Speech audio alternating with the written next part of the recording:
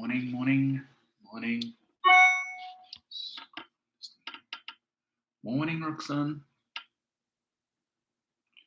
Blessed Tuesday to you as well. Good morning, Alberta. Gerald Pascal, Manswell. Morning. Lynette Harris, Arlene Lewis. Good morning to you. Charmaine Richardson. Althea Arlene. Morning. Deborah Duranty. Morning to you.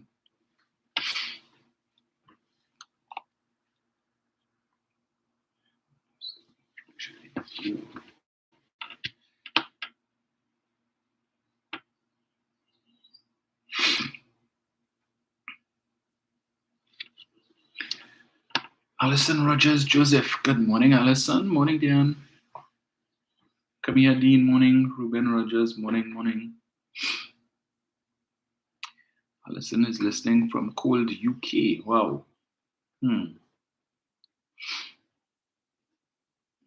We had some rain here over the weekend, so it was still a little chilly this morning, but otherwise, we getting back to the hot days. Good morning to His Excellency, President of Pleasantville, Nigel O'Connor, and First Lady, Marissa Keegan. Mina Lazari, morning. Levin Brown, morning to you. Morning, Carol. Carol, raining on your side? By me, you have a cloud in the sky. I'll tell you, said some this way, but we had quite a bit over the last couple of days. So I don't know if maybe it might swing back on my side of it. Yeah.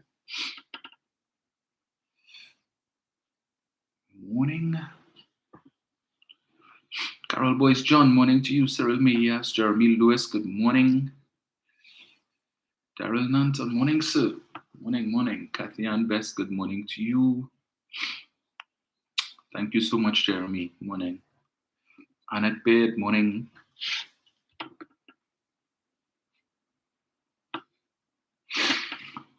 Cheryl Seeley, morning to you. Mel Durant, good morning to all of you guys.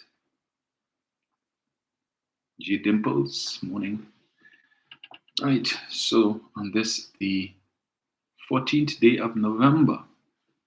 Morning, Alicia, Alman De Rocher, Alison Boyce, morning. Annette Hunt.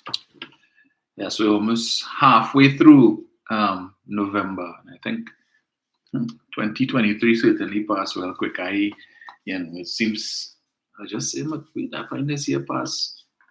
Yeah, it was just the other day I was looking forward to the start of 2023, and now it's almost finished. Morning, Claudette. So before you know it, Christmas would have come and gone, and then we're in 2024.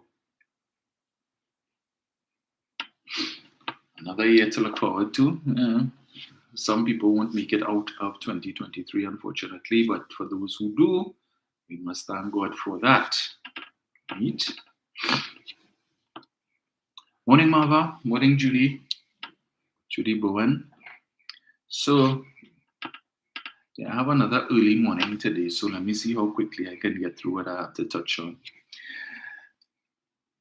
So, in Trinidad, another article here, the struggling economy of Trinidad and Tobago. Yes, Alicia. Yes, I studied, I did French in secondary school. So I got my distinction in French. I love it. Thinking about going to the Alliance Française and trying to probably pick up from where I left off. Yes, in the struggling economy of Trinidad and Tobago, the economy that's on the brink, the economy that's in shambles, according to the opposition. I saw this article. Ansa McCall records $323.8 million in after-tax profit. After tax. Ansa McCall has recorded an after-tax profit of $323.8 million for the 9 months ended September 30th, 2023. 9 months. For the comparative period last year, the Ansa McCall group of companies recorded a profit of $13.7 million, according to the company's unaudited results, which were posted on the TNT Stock Exchange. So from $13.7 million in the comparative period last year to $323 million, an increase of $310 million in after-tax profit in an economy that is on the brink, according to the opposition. The PNM has destroyed the economy. And in a statement, Chairman Sabga noted that over the 9 months ended September 30th, 2023, the group results continued its excellent recovery. He attributed these to total assets, which grew to 17.9 billion. Profit before tax increased to 468 million. Revenue increased to 5.17 billion, and earnings per share increased to 1.63 million. Sabga noted that banking and insurance business delivered a strong performance during this reporting period, with interest and investment income returning to the pre-2019 levels, and the investment portfolio is producing positive non-cash mark-to-market gains, reversing non-cash losses in 2022. Further, he noted that the beverage, construction, and distribution businesses demonstrated strong top-line growth but were impacted by non-recurring increased input costs due to decisions to secure supply chains amidst global disruptions. The company's automotive operations also performed well, increasing in both revenue and profitability year on year. People buying more cars, but we're suffering. People can't afford to make ends meet. Can't afford to pay property tax. Struggling to send children to school. But here it is that Ansa Makal, one of several automotive companies in Trinidad and Tobago, one of the divisions. The automotive operations performed well, increasing both revenue and profitability year on year. Yeah, 323 million in after-tax profit in 9 months, but the economy is suffering. We're in free fall. And we continue to make the point that the macroeconomics still a totally different story, but the government in waiting continues to paint this picture of doom and gloom, and that if you don't put them back in office, well, come 2025, we won't have an economy. But we are seeing companies such as Ansa Makal, we are seeing the banks and so on, recording profits or profit levels that we did not see between 2010 to 2015. When they would have you believe that Trinidad and Tobago was a utopia and everything was perfect. And yeah, but don't tell the supporters that. Tell you a lie, even when you quote for them, right? But if this is how you define a struggling economy, an economy on the brink, yeah, tell Ralph Maraj that. No diversification, according to he, right? Rowley and the PNM destroy the economy, but you're seeing growth in the manufacturing sector. The non-oil sector is contributing more to the government's coffers than the energy sector, but he is seeing that. Up to now, we're still waiting for him to analyze Moody's and Standard & Poor's rating, the improved rating. Months ago, when Darian raised the issue, he said, well, I haven't had a chance to look at it yet, but I would study it, and subsequent to that, I will write an article or I will give a comment. We're still waiting. Article hasn't been written yet, no comment. And I'm pretty sure we're not going to see an article on that, and we will get no comment from it because it goes to show that he's a blasted hypocrite. Yeah? Waste of time. But anyway.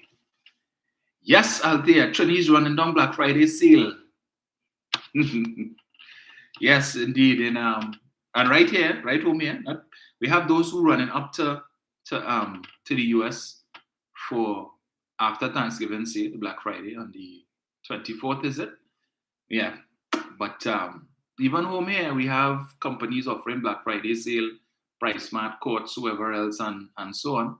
And people running it down. I remember just the other day seeing Standards had a warehouse sale and over a period of days. And every single day, they had videos showing people line up, long line outside Standard warehouse.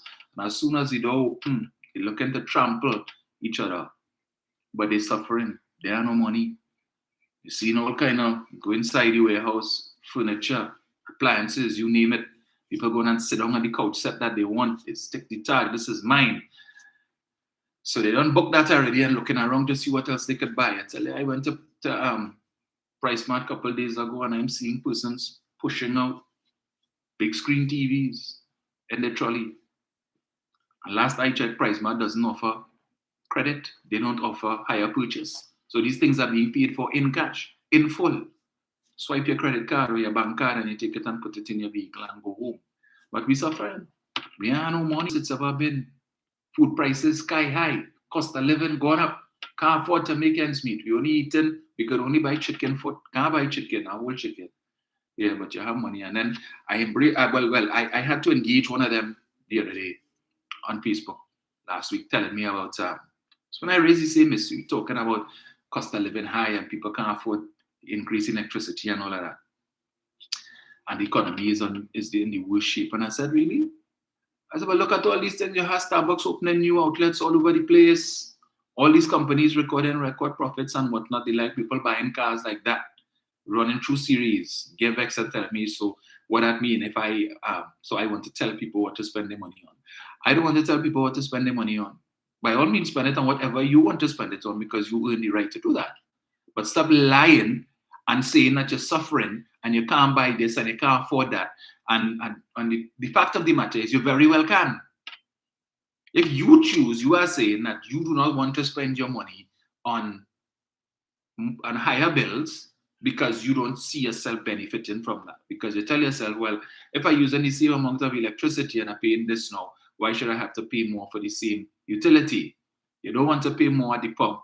You find the government supposed to subsidize that for you, right? So you could, the money that you're saving, you could use that to buy maybe an extra round of 2 of beers for the boys when they go by Brooklyn Bar or wherever on a Friday. As the case maybe you could buy an extra pair of shoes when you go to the mall and you go to Just 9 or wherever it is, and you see the $800 and $900 and $1,200 handbag, you could buy that. You have no problem with that. Yeah? Once they have sale, you're going, yeah, so much for it. With the sale, 25% off, $1,000, I will take it. You want to go and buy $1,200 and $1,500 pair of shoes. You see you're rocking Just 9 or 9 West or whatever it is. And when you want to buy your expensive clocks, somebody ain't telling you to buy it. It's your money, do with it as you please. But stop coming to lie and say you can't afford to buy food. And when you go in the grocery, really? Really? And painting this picture as if, talking about back when Kamala was this clown, the Doglaya, see do live yesterday, talking about back when Kamala was there. We mustn't go back to 2010 to 2015, but they must go back, right? Talking about electricity rates was low, and the cost of living was low. Cost of living was low relative to what? Because we could go back to 2010 to 2015 and say, well, in 2003, 2004, under Patrick Manning, the cost of living was lower than under Kamala. We could say the price of fuel was lower than under Kamala. When it is her government increased the price of premium from $4 to $5.75 one shot. Ram the umbrella up all your K-packs, no grease, and open it. Yeah, we could say the same thing too. Under Mr. Manning, cost of living was cheaper than under Kamala Prasad Bisesa. So since all you want to go down that road, we could do that, We could play that game. We know about that. Because we understand the cost of living in 2023 is a far cry from the cost of living in 1923. And who's responsible for that? The PNM caused that? They like to say the PNM in power 60-something years. No. It was 51. Since 1956 to now. Yeah, not 60-something years. PNM is 66 years old. Right? But 67 this year. But they weren't in power for 67 years. So let me start with that BS now. I mean, reminiscing on cost of living from 1923 or 1823 for that matter. Yeah, that is how it works. It progresses. As time goes by, inflation, all of these things will take place and the price of things go up. But we have to understand that if we want the government to pay more so that you could enjoy the things and spend your money on the things that you want to spend it on, and you don't want to contribute more to country. So you find the price of fuel must remain at a certain level because you're telling yourself we have oil and gas economy and we have oil here and we have gas here. But we're not able to understand the fundamentals and talking rubbish. But because we have oil and gas here, that the price of fuel should be low. But the US have more oil and more gas than we could ever have. More oil and more gas. Now their oil and gas production is greater than ours ever was. But you always hear these citizens of the United States complaining about the price of the pumps. How much subsidies do they get in the US? They could print money. They have oil and gas in reserve. How much subsidies do they get? How much? Whatever is the price of oil, your price at the pump goes up and goes down. And you just have to ride it through. Whatever the case may be, government will say, well, all right, well, yeah, people struggling and so on. Really? But that is the situation that they face. They don't have free healthcare. They can't do like what we do here. You bounce here too, and they decide they want to go to the hospital because you find you bounce here too this morning and it's 6 o'clock in the evening and the pain's still there as strong as it was this morning. You need to go to the hospital. And then when you get treated, you leave in the hospital with a prescription and you could come back the next day or the same day and go to the dispensary and get your medication and it didn't cost you one dime. They could do that up there. They have all the gas and all the oil. How come they don't do that? Why it is that to call an ambulance to take you to the hospital over there, it costing you money. On average, cheapest you might get is $1,400. Some research I did a few days ago. This is the fire service ambulance, right? Coming to pick you up. And depending on the severity of your situation and how much effort they have to put into treating you between where they pick you up and the hospital, the cost goes up. The cost of the ambulance goes up. So if it's just basic care, they don't have to do much. Yeah. You pay a lower fee than if it is they have to resuscitate you. They come and they meet you unconscious and they have to work on you in the ambulance. All of these things they take note of so that when they hit you, the bill. So you're lying on in the hospital getting treatment but worried. Your blood pressure is sky high because you're studying what the bill going to be when you leave. So if you don't have health insurance and your pockets ain't deep, you're in problems. People in the US rationing insulin because it's too expensive. So when it is that they're supposed to be taking a certain amount of insulin in the morning and a certain amount in the evening, they're not doing that. They're taking less in the morning and less in the evening, telling themselves that at least I took some so that it can last them until the next PD, resulting in a lot of people in the US dying from diabetic comas because they didn't take sufficient insulin. The American citizens, their government's looking to send $100 billion to the Ukraine and Israel to fight war. Meanwhile, back at the ranch, on the mainland, in the US, you have people who can't afford, their citizens, can't afford basic medication. Right? Some of them living off of food stamps. Some of them living off of coupons. I was just looking at WVSN, Florida News, and they did a feature called, what's it called, by Paradise Lost, talking about living or life in Florida. Senior citizens struggling to make ends meet, struggling to survive. Basic thing they live in, showed this elderly person living in a one-room rental paying $2,000 something a month. Can't afford to buy food and the like. A single mother with 3 children living in a one-room studio apartment, big hole in the roof, it leaking, the landlord refused to fix it. Because what they said, some of the landlords are doing now in the US is they're creating a situation where the tenants would want to leave because they locked into a particular lease right now for a particular monthly rent. But if they could come out of that lease and get rid of this tenant, then they could bring in new tenants at a much higher rent. And if you see the place, one small room in the US, you have people now living, well, not now, since 2008, 2009 with the global financial crisis, living in tents on pavements. American citizens, living in tents. No running water, no electricity, no proper sewage, no plumbing, nothing. Yeah?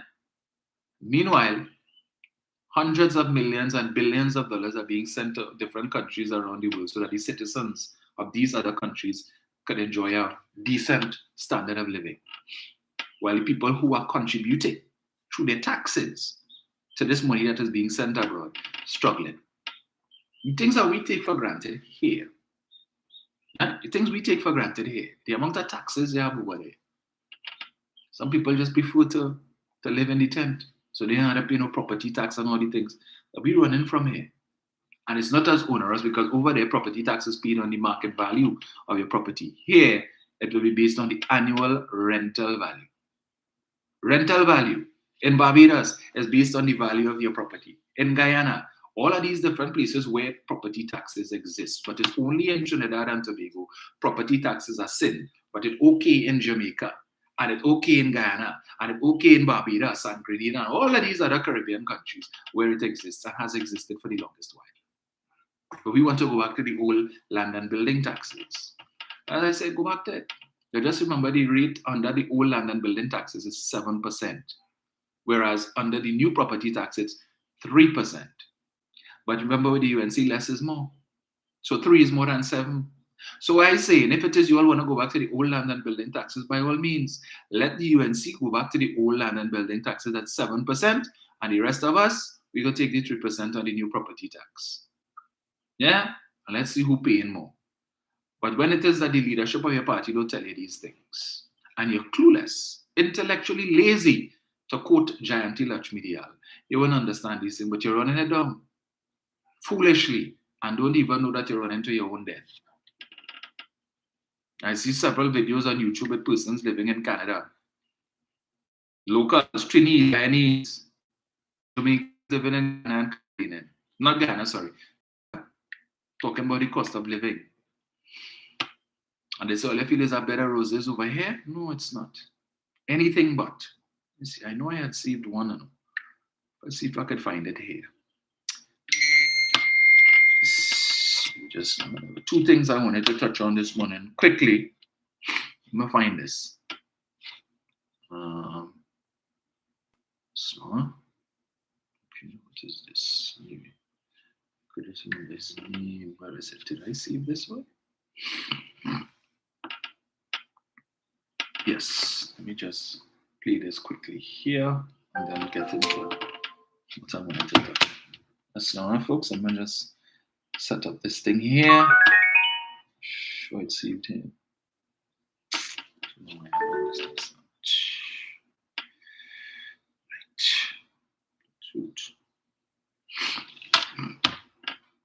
Good morning to Angie, to Mother Tunapuna. Good morning to you. To Michelle Khan. Good morning to you as well. Right, let me get this here. I'm in Alberta, Canada, and it's cold. Sometimes the temperature here gets to levels that us Caribbean people were just not designed to live in. The food we like to eat, housing, transportation are all expensive. Oh, and taxes are just ridiculous. So why am I choosing to live here instead of just going back home? Well, when your family have come face to face with gunmen, when too many people you know have been going about their daily lives and have been robbed or killed, or when you're constantly seeing successful business owners becoming targets or just being threatened to move their businesses because it's taking away business from somebody else, the thing that becomes most important to you at that point in your life is a peace of mind. It's not about the money. I'm not choosing to live in Canada because I somehow believe I'll be richer by living here than in the Caribbean. In fact, the cost I am paying to live here is way more than the cost I would pay to live back home. I'm paying to know that when I call the police, they will show up. I'm paying to know that I could be out at night and not be fearing for my life. I'm paying to know that I could have a successful business to help people and not worry that I'll be forced to close it down. There is no price I can put on my peace of mind. That's what I'm paying for. And if you detect the accent, she's not Trini, yeah? That is not Trini. Yeah, but she's talking about back home in the Caribbean, in her country, where she's paying for peace of mind in Canada. Everything over there is more expensive than here. Right. Just thought I would bring that to your attention. But anyway, those who continue to complain, well, it's easier now to go to Canada. You have a US visa? Yeah, don't worry yourself. Fix up and go. You know you all have experience of the 1980s. 1980s, was it? Yeah. And all the stories now. Fix up. But anyway, let me get government. Nah, not. I ain't playing you today, Vanos. We'll deal with you Tuesday. Right. 2 things. We get this other one. We should deal with first point. Manila. I'm going to deal with Manila first. See short. Right. I always say if hypocrisy was a party, it would be the UNC. I make no bones about saying that because they always seem to reinforce that fact for me. So I saw this article yesterday on Rudal Munilal's Facebook page. It says Munilal calls for emergency joint select committee to probe data breaches. Rudal Munilal. Silence this. Just that should take care of. Following the recent data breaches at TSTT and Courts Oropuch East MP, Dr. Rudal Munilal, is calling for an emergency meeting of Parliament's Joint Select Committee of National Security to look into those incidents. All of a sudden, he sees the need, right? In an interview during Diwali celebrations at South Haven Mall in Devi on Saturday night, Munilal said business people are anxious and fearful about the vulnerability of their online transactions because of the heightened risk of identity theft. You know, it's amazing to me how the media, they just happen to find these people anywhere that they go. This is not a press conference that they had or something he had at his office, right? In an interview during Diwali celebration. So every Diwali celebration that they have while you're attending, you all need to, the PNM had a Diwali celebration at the Red House, as they call it in Chaguanas. You see, they interview anybody, any of the government ministers. Did they interview any PNM MPs? But Kamla Prasad Bisesa had a Diwali celebration at her constituency office. They interview her, is Munilal, anyone that they could get, right? They go into Diwali Nagar, they see it fit to interview them. Here it is that Munilal is at this thing, they find the media, find him. Every opportunity they get. The Prime Minister had Diwali celebrations at the Prime Minister's Residence and Diplomatic Center. We saw a clip. They gave us a clip of the Prime Minister's speech. You see any set of interviews with PNM ministers and MPs? No. But they could find all of these UNC people who have nothing good to say. They could find them everywhere that they go. Well, thank goodness Diwali is over. Let me see what they're going to do now. Yeah? How much Christmas functions they're going to have. There is great anxiety, fear, and trepidation by the business community and all customers of banks and financial institutions who have investments that those who trade on the open market. Who have investments that those who are. I have information, this is Munilal. I have information that people have complained that their credit card information has been leaked and banking information has been leaked. Anytime you hear Rudal Munilal say he have information, you gotta take that with a pound of salt. Rudal Munilal's information is never good, right? This is the same man who told us in 2017 that the UNC had information with respect to the AV drilling matter, the fake oil issue. They had information that would bring down 4 governments. 4, not 1, not 2, not 3, 4 governments. He said that in 2017. In 2020, they couldn't even bring down 1 government. So whenever I read anything or hear him say, but he has information, I just laugh. Okay, Rudy, you keep your information. Munilal described the data breach as one of the largest scandals in recent history and compared the government's silence on the matter to a past incident involving Prime Minister Dr. Keith Rowley and Cambridge Analytica. I want to remind people a few years ago when Dr. Rowley raised the matter of Cambridge Analytica and it was proven to be false. Really? Who proved that to be false, Munilal? You? Really? Well, what I know was proven to be false was your claim about Dr. Rowley having bank account in Miami and a $500,000 wire transfer involving the AV drilling matter, which was extensively investigated not just by local police, but international police as well. And then Commissioner Gary Griffith indicated that when his officers went to the US to conduct their investigations and to consult with the international police, they were laughed at. Police officers and Interpol officers and police officers in the USA, all are serious? All are really serious? All are investigating our journalists? A man come in your parliament and make a claim and that and you, man, look, all your jokey, yes, Trinidad is really a circus. Yeah. Gary Griffith said that his officers, the people, they were laughed at. That we know to be false. What else we know was proven false? His claims about a picture that was taken in in an office, in a house in DB belonging to the owners of AV Drilling. That too was proven. In fact, most of what Rudra Munilal says was always proven to be false. Yeah? So, but he's an expert on things being proven to be false. Well, all right. He says today the government is saying nothing about the biggest data breach in the history of the Caribbean. Biggest data breach in the history of the Caribbean. All right. He said an emergency meeting of the Joint Select Committee on National Security will provide a swift examination of TSTT management to understand the extent of the breach and devise solutions. We need to examine the managers of TSTT, to examine quickly what has happened. What can we do to come to a resolution to ensure that the data has been leaked, is not used by the criminal enterprise? We have reached a stage where people can steal your identity in any part of the world and conduct business using your data. Munilal highlighted the global trend of identity theft, emphasizing the need for immediate action to prevent criminal exploitation of leaked data. So he highlights the global trend of identity theft, right? Acknowledging the fact that these data breaches take place not just in Trinidad, but all over the world. In more developed countries, where they have more sophisticated technology to deal with these things, and even then, they aren't able to clamp it down or to eradicate it altogether. But you expect us here, whose technology is not as advanced, because I mean, look, it's only a couple months ago we saw B-Mobile introduced eSIM, the eSIM platform. Right? When since last year or before that, the US, you don't need a physical SIM card anymore in your phone. But it took them, while Digicel was able to implement it since January.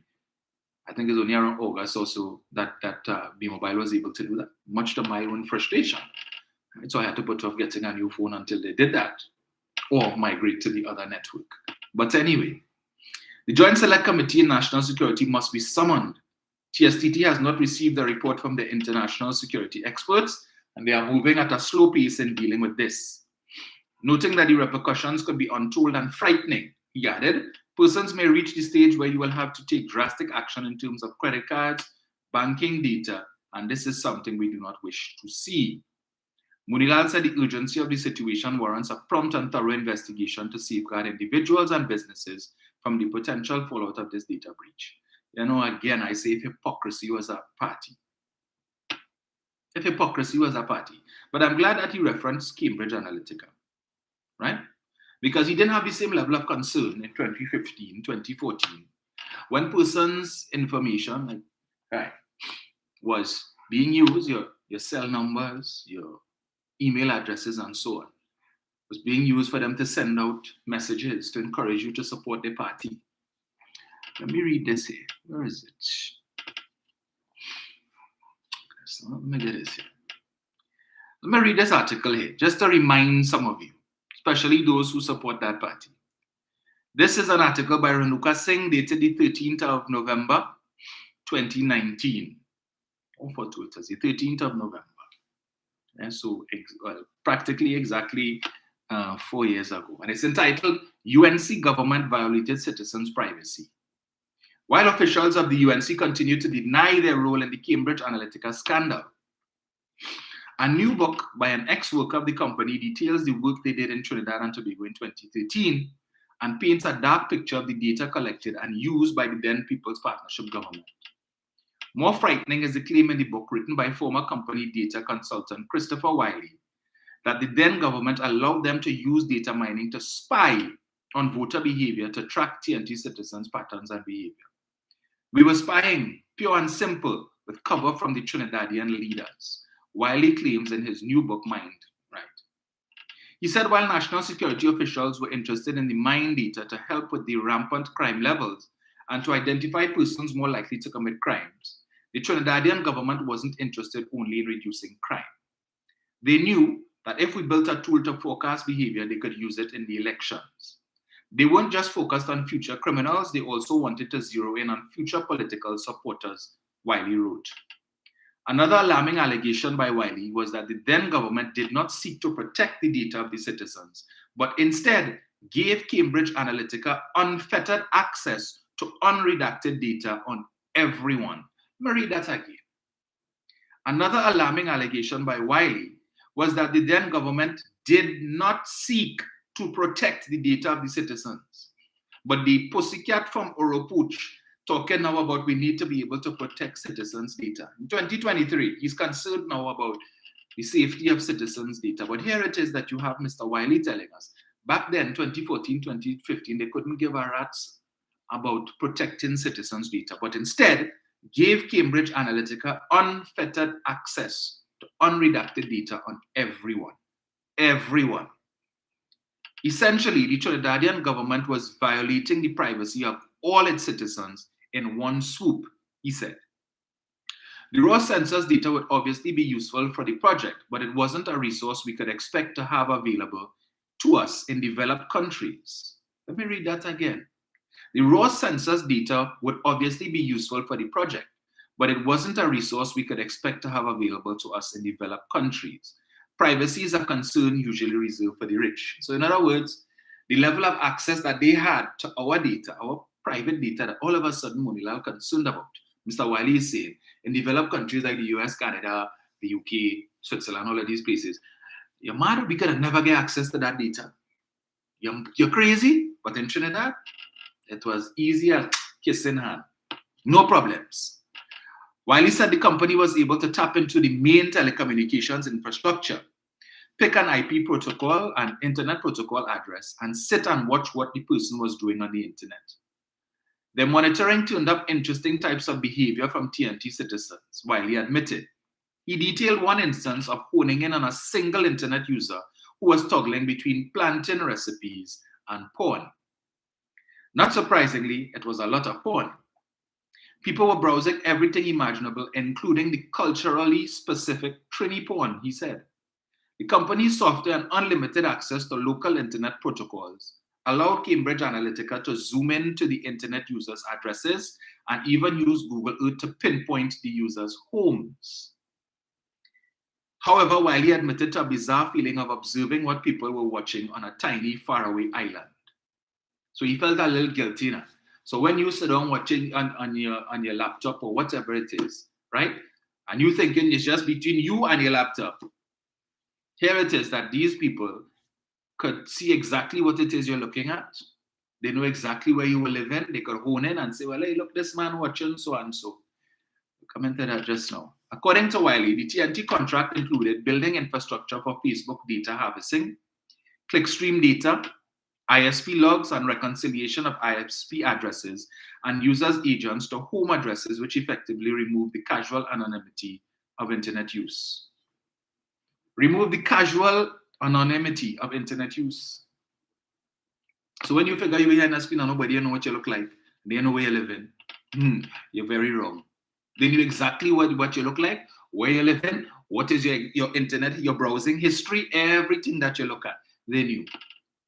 The UNC, the majority partner of the then Amalgamated People's Partnership that formed the government at the time, vehemently denied any connection to the scandal that rocked the country in 2018 after Cambridge Analytica's practices were exposed internationally.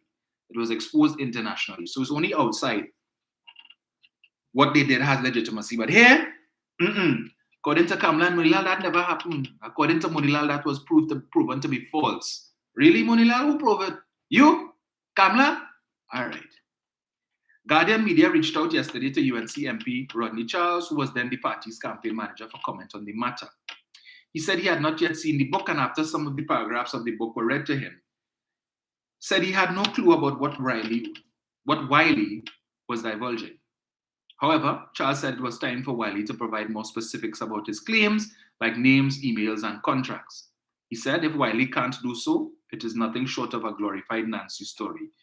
A glorified Nancy story, but yet still, US Congress didn't think it was a glorified Nancy story when Mr. Wiley testified before them. No, they had every confidence in what Mr. Wiley had to say. Over 200 countries in the world. Why would Mr. Wiley choose Trinidad and Tobago to lie about? There was a whole documentary that was done talking about all the things that they did. The Do So campaign. Remember, Mr. Percy Villafana, I don't know if he's still alive, the man who do so to Mr. Manning when he came to his home. Remember that? But imagine, money was spent to create a whole documentary to outline for us all the things that they did that led up to 2010 come forward. All the different things that they did. I said, nah, you're not about that. That's a lie. That didn't happen. But creating a campaign to encourage Africans not to vote. But as the documentary said, but we know that the East Indian children, they would do what their parents tell them to do and that they would go out to vote, but they do so. The no vote campaign was geared towards persons of African descent.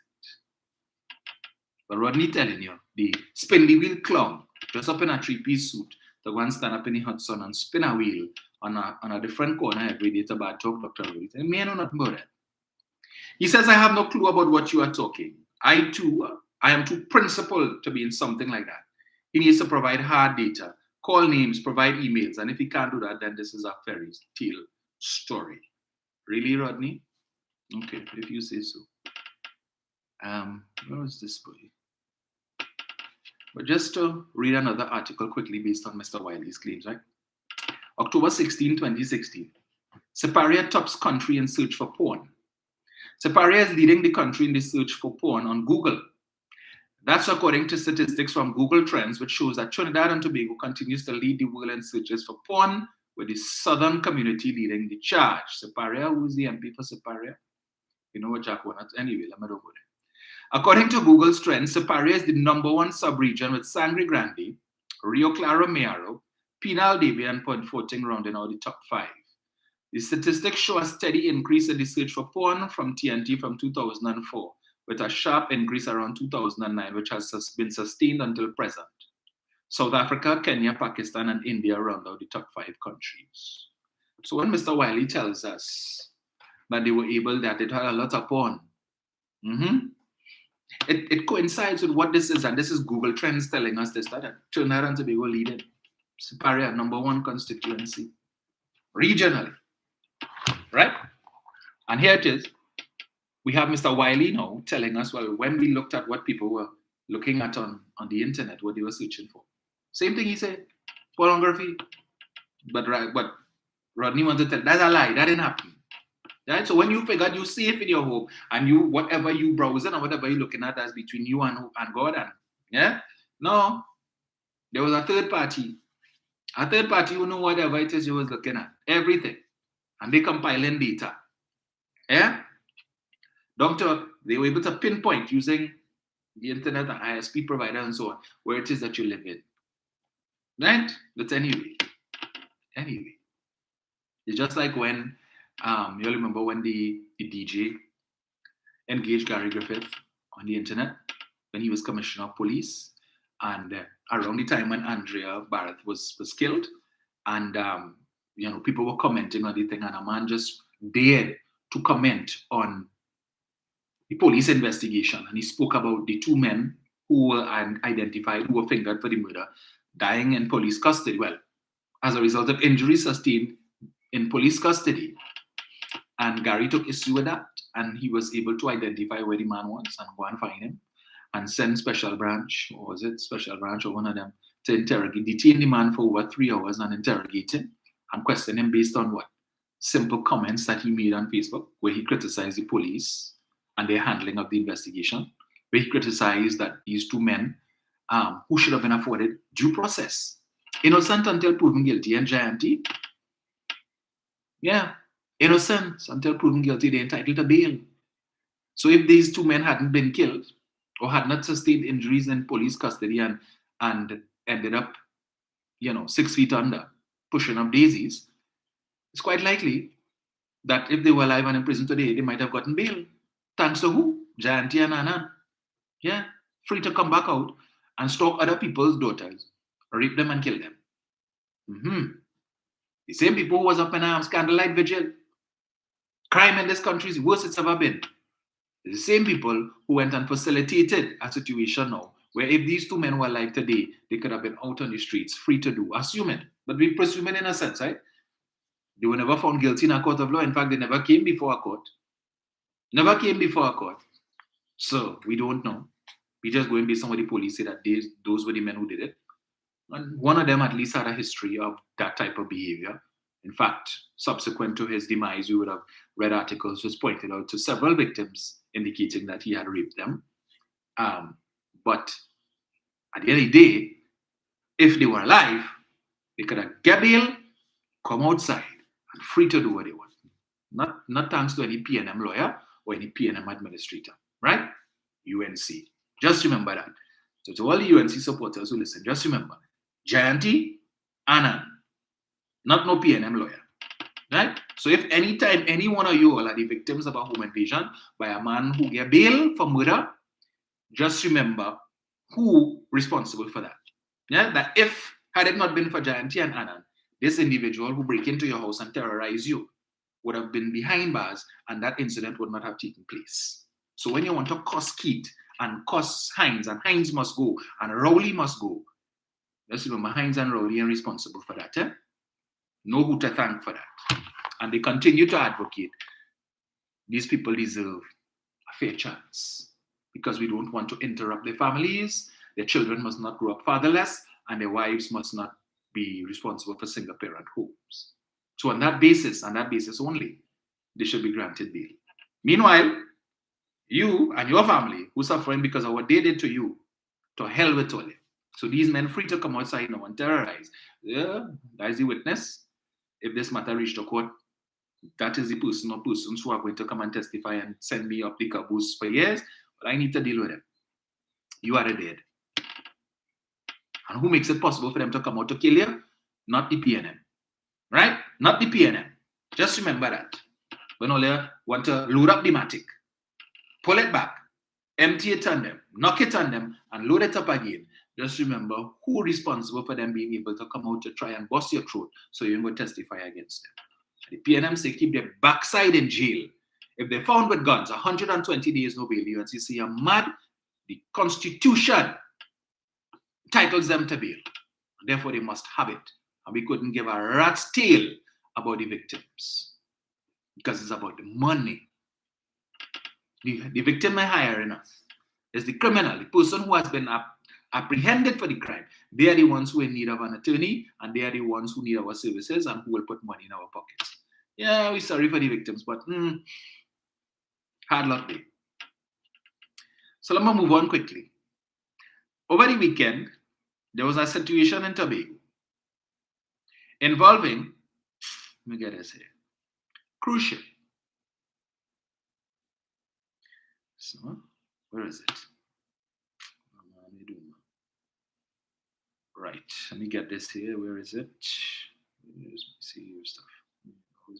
Right. It's not ready for me yet. I just think you gave me this morning. Where is it? Where is it? Maxi's a no-show. Tobago tours cancelled. The start of Tobago's 2023-2024 cruise ship season hit a snag on Saturday. There was a lot of dancing at the Scarborough port, but in the midst of the dancing, pan music and moko jumbies, there was disappointment as pre-booked tours for 300 tourists were cancelled due to the non-arrival of Maxi taxis. According to the Division of Tourism, when the celebrity silhouette docked at the port of Scarborough, it marked the start of a season with an impressive lineup of approximately 70 scheduled calls, bringing a total of 116,906 passengers to Tobago. The cancellation of tours comes even as drivers were informed since October of the inaugural arrival of the celebrity's silhouette. Cruise line agent Charles Cavallo told the Express. Last week, this is Mr. Cavallo speaking, we sent the taxi organization the list of tours we have for passengers who purchase their tours online. They have not yet even gone on the ship. Tobago was the second port of call in the itinerary. They only boarded the ship a few days ago, so 800 plus passengers had already purchased tours online before they joined the ship. So they were looking forward to participating, experiencing what they have purchased, because you know when you disappoint them, you know it's a rippling effect, because they have no trust in the cruise line anymore, Cavallo said. The Express learned some of the drivers were of the Adventist faith and therefore did not work on Saturdays, while others claimed they had mechanical problems. Cavallo said that these are the same drivers who transport school children daily and are still owed monies from the THA. In Trinidad, however, said Cavallo, the transportation of tourists to and from the port of Spain is more organized. In Trinidad, we will send the taxi organization in Trinidad a list of the tours that we have for a ship coming 2 days, 3 days, a week, and we give them updates as we get updates. And the day before the ship arrives, we have a list of the drivers' names, numbers of the buses. If Tom going on this tour, Harry going on this tour, John going on this tour. So we know which bus is going on which tour. So when the buses come to the port, my staff can label the bus. Tour number 1, tour number 2, number 3. So when the passengers come off the ship and the passengers are ready to go, all I have to do is to look for the sign. All they have to do is look for the sign on the bus. But Tobago, it's like hell. Additionally, we noticed that even though the Maxis did not show up for work this morning, all of the independent taxis showed up to hassle the independent passengers. And this is not a good sign for the island future cruise ship developments, Cavallo said. Suggestion for improvement, Cavallo said the question now is whether more tours for the other cruise lines to arrive would be cancelled. You would recall that I had indicated to you last season that the Tobago Port Taxi Association is not ready for the increase in business that the same association sent letters to the tourism division, which a copy was provided to me indicating that they would like to go and promote their own services to the cruise lines.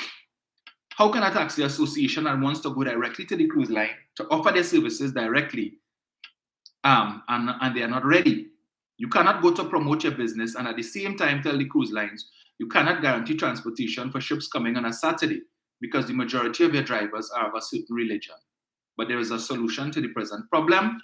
I made a suggestion to the Port Authority that the ferry that operates between Trinidad and Tobago is an essential service. And I am making a suggestion that we bring some buses from Trinidad the night before on the ferry to service the industry so we could offer a backup and save the reputation of the island. The Celebrity Silhouette left Scarborough for its next port of call on Saturday around 6 p.m. The Maxi Taxi Association said it would hold a news conference. Right?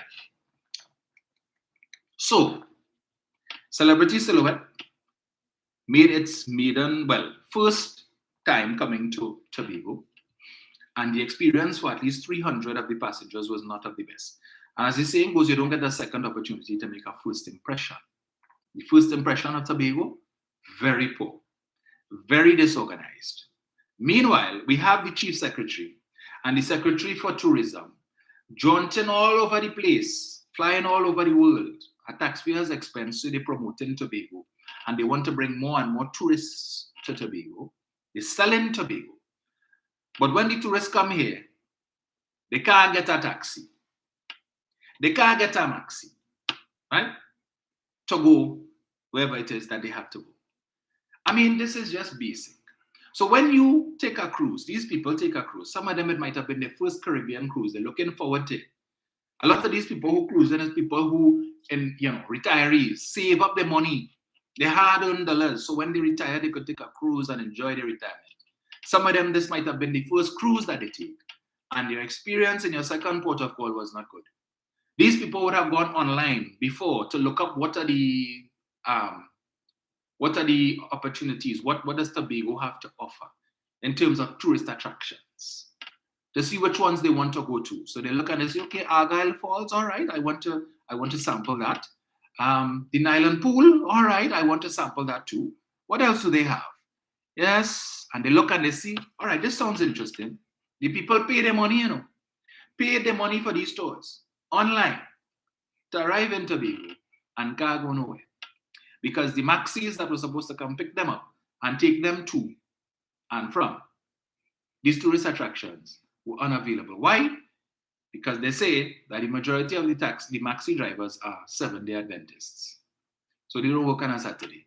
So from 6 p.m. Friday evening to 6 p.m. Saturday evening is the Sabbath. So they ain't working. Hard luck.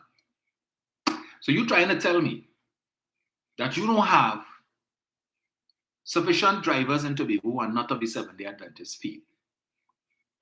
300 passengers. Assuming you have the 25-seater Maxis. 300 passengers. You need 12 Maxis.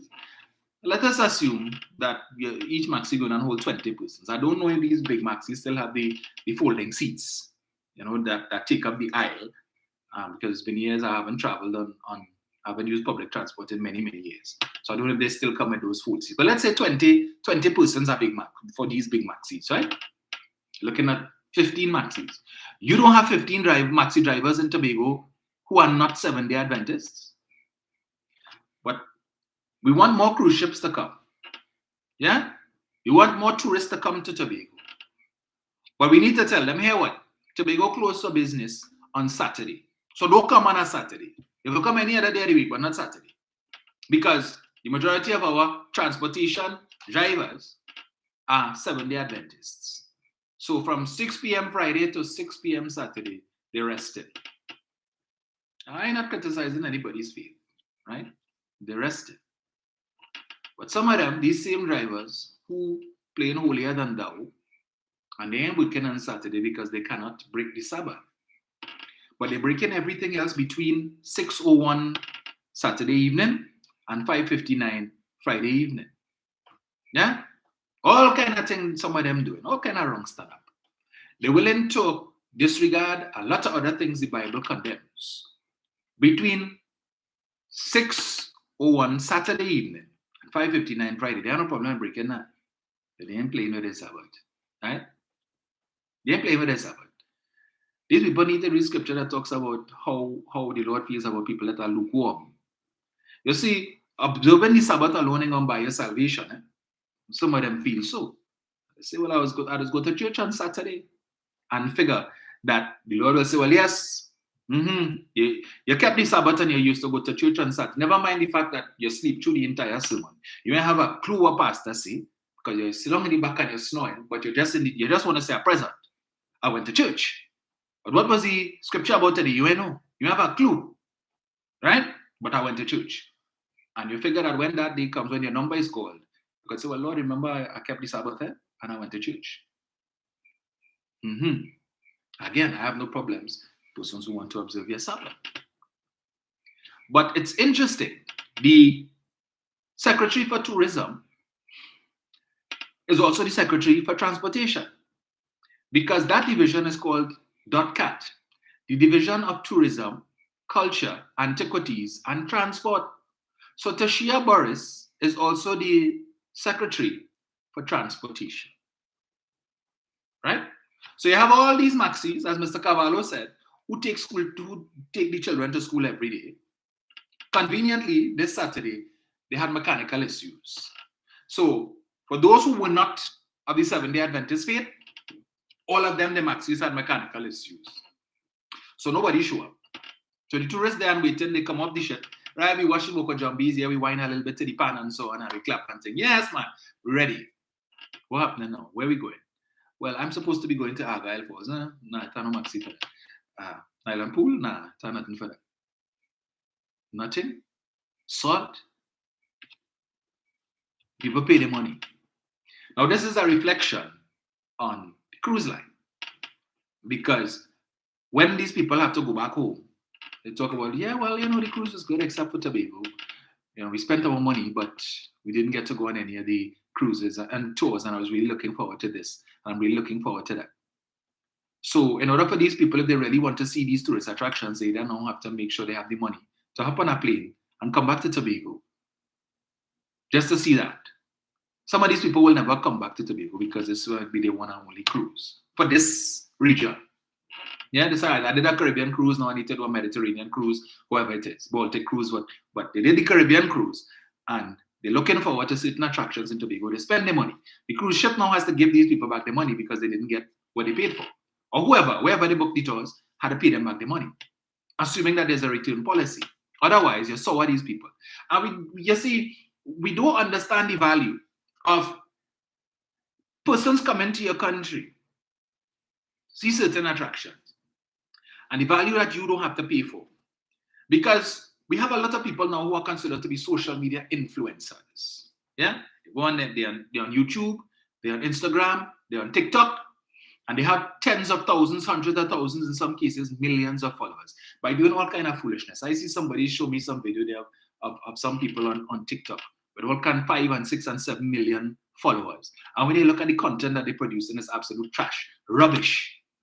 Rubbish. A man put on a shades, a brand new piece of he look at himself 2-3 times in the mirror and he say something that he figure funny, and thousands, millions of likes, real followers for that kind of nonsense.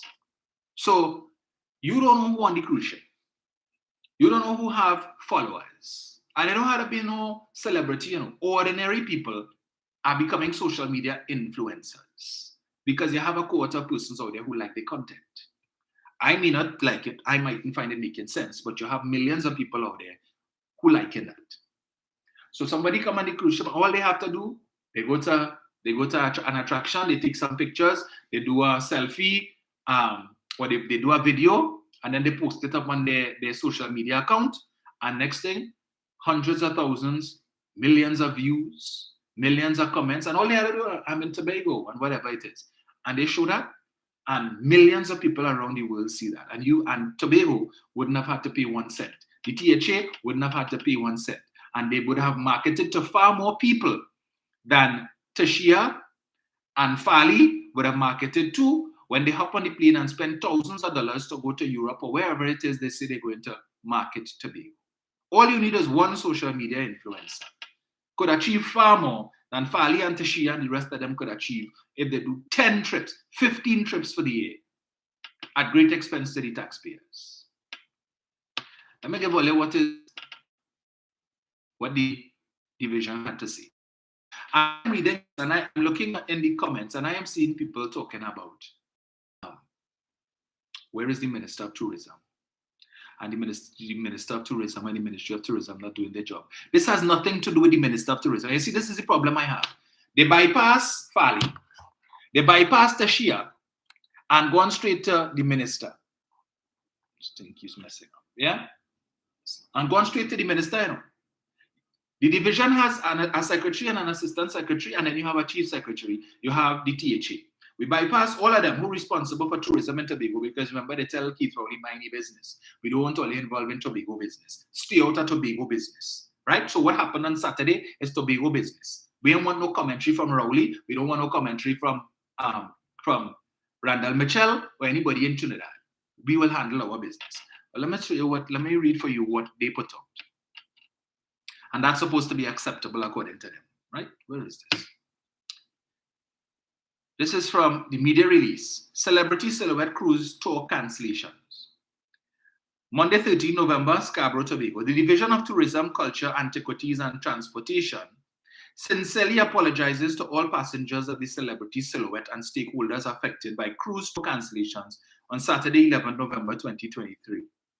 In the month leading up to the start of the cruise season 2023, representatives of the division attended and presided over several meetings with all key stakeholders in preparation for this year's season. The last stakeholders meeting was held on Thursday, the 9th of October, 2023. So you know your first cruise ship coming in on the 11th, and the last stakeholders meeting you had was on the 9th of October, a whole month ago. So you didn't see the need to have a meeting closer to the arrival of the first ship to make sure everything in place. We don't want no hiccups. This is the first time this particular ship is coming to Tobago, and we need to make an impression, a lasting impression. And so, yes, we had this stakeholders meeting, but folks, based on what I know in different boards that I may sit on and groups that I'm a part of, you would have another meeting closer to the date of the event to make sure everything in place. Right, so Maxi taxi drivers all in order. All your Maxi is ready and prime. We want no dirty Maxi. We want no smelly Maxi. Make sure we not get. So you all identify this first ship coming in on Saturday. You all could have had that meeting the Wednesday before, the Thursday before, the week before the ship arrives to make sure everybody in place so that everything is smooth. How it is that the Moko Jumbies and them know to come. The Pansai know to come. All the entertainment that they had on the port, these people were ready and waiting for when the ship reaching to do what it is that they have to do. But the main element, the transportation, they may know. They didn't know. Because you had a meeting a whole month before. These people have issues, right? They claim that Mr. Cavallo and so on owes them $80,000 from the 2019 pre-COVID season. He's still owing them a piece of money from that. Apparently they have issues. Now, after the fact, After this embarrassment has taken place, you're now talking about, well, we need to sit down and hash this out. Maybe if you had a meeting a week before the ship arrived, they could have raised these issues and say, well, look, this is the situation. We still owe money. We want to know if the division could assist, if the secretary could assist, if the chief secretary could reach out to the tour operator and let them know, well, look, so is the case. You're still owing monies and this thing could jeopardize. And act as a mediator. Common sense. So, conveniently, did these maxi taxi operators suddenly become Seventh-day Adventists? Because I haven't heard of any situation before where this has happened, and I am certain this isn't the first cruise ship to come to Tobago on a Saturday. I continue. Tourism is an important, let me see, right. The last stakeholders meeting was on Thursday, 9th October 2023. All stakeholders present were aware of the schedule as well as the expected number of passengers for each call. This year represents an increase in the number of cruise ship calls from 42 to 70. And passengers from 64,000 to 116,906 were expected to grace our shores. Now, they're able to quote these figures because, remember, these tours are these cruises are booked months in advance. So all of the cruise ships that plan to come to Tobago are aware this is how much persons we have booked because they are meeting. As of now, when we send you this information, this is how many people have already paid their money and booked and will be on our cruise, barring if anybody dies, anybody sick. But it might actually be more than that because if the cruise is still open and it have room, people could still book last minute. But look at the significant increase from 42 cruise ships to 70 and from 64,000 passengers to 116,000. Tourism is an important part of Tobago's economy and we value and respect all of our stakeholders. Every stakeholder plays a unique part in the growth of the industry and the tourism product and by extension, the economy. Saturday's situation, though regrettable, is an opportunity for the various transport providers as well as other stakeholders to review their systems to provide the best possible service as the industry grows. Tobago now start receiving cruise ships? Really, Tishia? Really? So you needed an embarrassing situation, a situation that could potentially damage Tobago's image in the eyes of cruise ship operators, right? So we don't know if the Silhouette might even want to come back to Tobago after that experience. The first time they showed up, first time they came here, and it wasn't a good experience at all. So if it is that they have other trips carded coming back to Tobago, well, those booked already because they would have already advertised. But they may say, see, next cruise season, forget that, Tobago not on our itinerary. But this is, it is a Saturday's situation, though regrettable, is an opportunity for the various transport providers as well as other stakeholders to review their systems to provide the best possible service in the industry. You couldn't do that outside of an embarrassing situation. You're expecting an increase of 28 cruise ships, an increase in passengers from 64,000 to 116,000. And you thought that whatever all they have in place from before, that the same number of Maxis and the same system that you had before to accommodate 42 cruise ships and to accommodate 64,000 passengers, you expect to use that same system to accommodate 70 cruise ships and 116,000 passengers. That making sense to them. So increase capacity, but the apparatus to facilitate this the system remains the same. So we're not going to increase the number of Maxis. We're not going to invite more persons, knowing the situation that we expect more cruise ships to come on a Saturday. We know a lot of the Maxi taxi drivers are Seventh-day Adventists, so we need to start seeking out now Maxi taxi drivers who are not Seventh-day Adventists and who can work on a Saturday. We're looking for people with reliable Maxis. But in addition to that, Tashia Grace Boris is the Secretary for Transportation, which means PTSC falls under her division. It didn't occur to her, well, we're trying to attract more people and we understand that more tourists coming to Tobago this year. So I need to see what I could do with PTSC to show up or to support what currently exists. Yes, we don't want to take bread out of the mouths of the private operators, Maxi taxi operators. But if they are saying to us, they are not willing to work on a Saturday because they are Seventh-day Adventists and they have to observe the Sabbath, we're not taking food out of their mouths. They have made a conscious decision that they're not going to work. And therefore, we have to find support mechanisms to replace that. Because we don't want when the tourists come here, they spend their hard-earned money for tours, and then they reach Tobago, and all they could see is Scarborough. So they come and they had to watch the jetty. Yeah? They watch the cruise ship. They walk around Scarborough, see what it have. Can't go no further than that. Unless it is that they're willing to be shaken down by some of these private taxis who want to charge them exorbitant fees because they hear the accent. They're from the UK, so they're paying in pounds. So we multiply it by 10, and all of a sudden the price double. Right? They come from the US and wherever it is. So we have our detection ability to be able to discern accents and therefore how much to charge. So we know who's Canadian. We know the Canadian twang. We know the US accent and we know the British accent, so we know how much to charge them. Right? What kind of experience? It can't be you're operating based on greed. So you think you could dig out the tourist eye because, yeah, they have money. But what impression are you leaving? Because when they finish the tour, as soon as they go back, not even before, while they're on the tour, they're on the phone, giving a review. Right? Giving a review. A number of stars. And people read these things when they want to know, should I take a cruise that stops off in Tobago? Let me read the reviews for Tobago. And they read the reviews and you're seeing 3, 4, 5, 6, 10 reviews and all negative. Only saying negative things. Now, well, I don't want to go on a cruise and I'm not going to spend my money for that. Let me do something else. Let me look for the cruise that's going to Bahamas and Cayman Islands and the Virgin Islands. Forget the one that going to Trinidad and Tobago, Barbados, St. Vincent, Grenada. Let me forget that. I ain't going to that one. Let me go to the other one on the other side. All because you want to play greedy. All because the THA, the great THA, right? That say, let me fix this. Let me fix this. What will you fix? Under the PNM, we never had this problem before. Yeah? But they didn't have the presence of mind when they were in the UK last week. Selling Tobago, telling people, hey, come Tobago. But we can't guarantee what could happen after you land in the airport. Well, you're on your own. When you come off the cruise ship, you're on your own. Right? Even if you pay your money to book a tour, hard luck. But let me finish Tashia and them. Secretary of the Division of Tourism, Culture and Antiquities and Transportation, Councillor Tashia Burris, was made aware of the situation when she arrived at the port that morning for the customary plaque exchange for any new ship calling to the destination.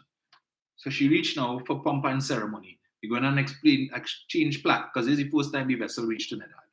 First time we're coming to Tobago, right? She stated once aboard, I express sincere apologies on behalf of the destination to the captain, shore excursion manager and guest services director. Additionally, 350 gift bags were prepared for affected passengers, and I dispatched a letter of apology on behalf of the destination before the celebrity silhouette departed Tobago that day. She further stated, we are taking steps to ensure that there will not be a repeat of such a situation, and although the THA is not responsible for providing transportation for the cruise ship tours, anything that could possibly cause damage to the destination will not be taken lightly, and steps will be taken to mitigate against this in the future. What's the steps this year? What is the steps? You didn't anticipate that something like this could have happened. What's the step you're going to take? Yes, the THA is not responsible for providing transportation, so you have no control then. If it is that you are going to leave this in the hands of private operators for them to do whatever it is they want, what guarantees you could give that ain't going to happen again? Because if they say the reason they owed money, but they didn't give that as the first reason why they boycott. Yeah? So the very first cruise ship for the season, and that's the embarrassment that you have to face.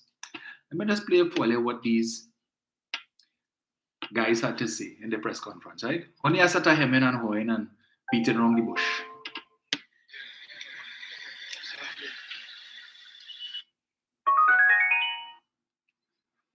Right, I'm Clyde Williams, president of the Port, Taxi and Maxi Federation of Association. We deliberately called this press conference just to dispel a few things that were said on Saturday. We know that there was a false shot, and it has been spread around the world that the Maxi taxi and all the taxis were on strike, and this was not so. I want you to know and the world to know that we are committed to the tourism trust. We are interested in building this little space of Tobago, and we believe that in striking does not solve problem, but meeting and discuss the issues. Why were drivers not available? All right, well, there are several reasons why drivers weren't available. One, on weekends, we have the challenge of many folks are committed to their religious group that both Sunday and Saturdays. But even apart from that, it's not a new story, all right? It's not yesterday's story, all right? As a matter of fact, we have close to 20 buses here from both associations, all right? So drivers were available. But the point is that we have a ship of over 2,000 folks, and whatever transport was here, it was inadequate, all right? And that's the whole situation, all right? For example,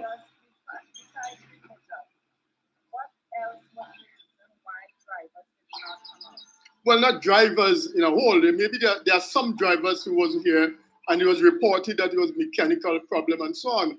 But it was of a minutest consequence, so to speak. All right. But 300 tourists, they were affected. All right. Yes, 300 tourists were affected. One of the things that we normally have when there's a shortfall is the PTSC buses. Sometimes they would send about 9 and 10, 12 buses, which would carry over 300 people. And they were only able to supply 3 buses, all right, because of problems, the energy, the gas system was shut down and so on. All right, so that was one of the issues that caused the shortfall. Was this told to the port authority before? Because I'm told that there was a meeting Thursday before, and you guys said that there's a 50%, that 50% of transportation was not available. All right, so this was mentioned at the meeting at 50%, but even from Thursday, we were ready, most of the drivers were ready, apart from those who could not have come because of religious reason, all right? But I'm not sure whether that the PTSC had reported that they only have three buses, but that was said more or less. So since Thursday, the Maxi taxi operators indicated only 50% of the membership would be available, right? Since Thursday. Cruise ship coming Sunday. Since Tuesday, they tell me that. You couldn't come do something Friday. Emergency, well, look, we have a shortfall. What we could do? No. Couldn't do that. Well, let me fix this. What is going to happen to prevent such a situation like that from reoccurring? All right, and I think that's a fine question. All stakeholders need to get together and discuss the problem. Because if a ship is coming, you must know before, all right? You have representatives from various boards who are there. So you now need to get the schedule and assess the situation, and you know directly how much Maxis or buses are available. And if the groundwork was not done, you will have a problem. And my issue is that if the Tourism Division of Tobago House Assembly is promoting tourism all around the world, and you have a shortfall within the system, where ground transport have a problem, it doesn't make sense. It doesn't cut it, right? So the tourism division will have to play a more pivotal role in tourism Trinidad, in Tobago, all right? And one of my suggestions to tourism is that all the division in Tobago, they has buses. And when you calculate, there may be over 20-something buses, which can be used for the shortfall. And this does not happen. Right, so I want to suggest strongly that the tourism division and the Tobago House Assembly, the chief sec, and the secretary for tourism, we get together, put things together, look at all the resources available so that this issue will not happen. Secondly, we are working with an agent, that Mr. Cavallo, and he's not true to the whole thing. And he told the world that drivers were not available. But then he has a financial problem, all right? And if he addressed that, maybe things will be different. Financial problem, because I'm told that you guys will pay in total for the last fishing season, and the only money is being owed right now is about $65,000, and that was during COVID. All right, well, that's not true. We were not paid. In the last meeting, Mr. Cavallo told us, and he told the meeting, that he's going to pay every cent before the end of the season. The season has ended. We are now into a new season, and he hasn't paid all. Mr. Cavallo is still owing the association maybe just about 80,000. And if you do not pay your bills, all right, you cannot. That will discourage. It's really an unwelcome sight to the drivers. All right, and this. Yes, he paid 25,000.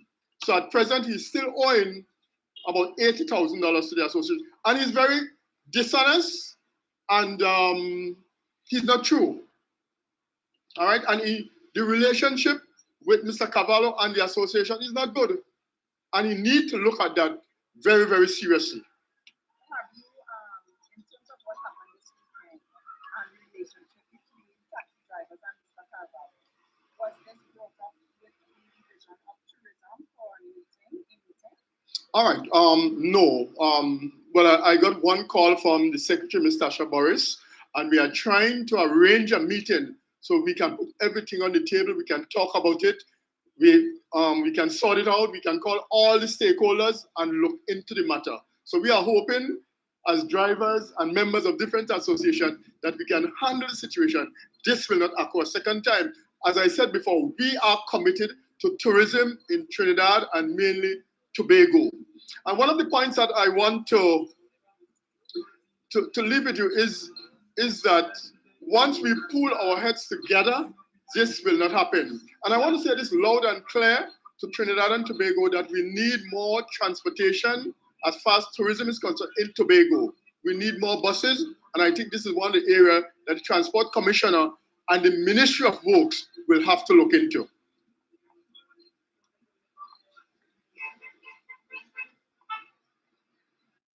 This is something that the Transport Commissioner, the Ministry of Works will have to look into.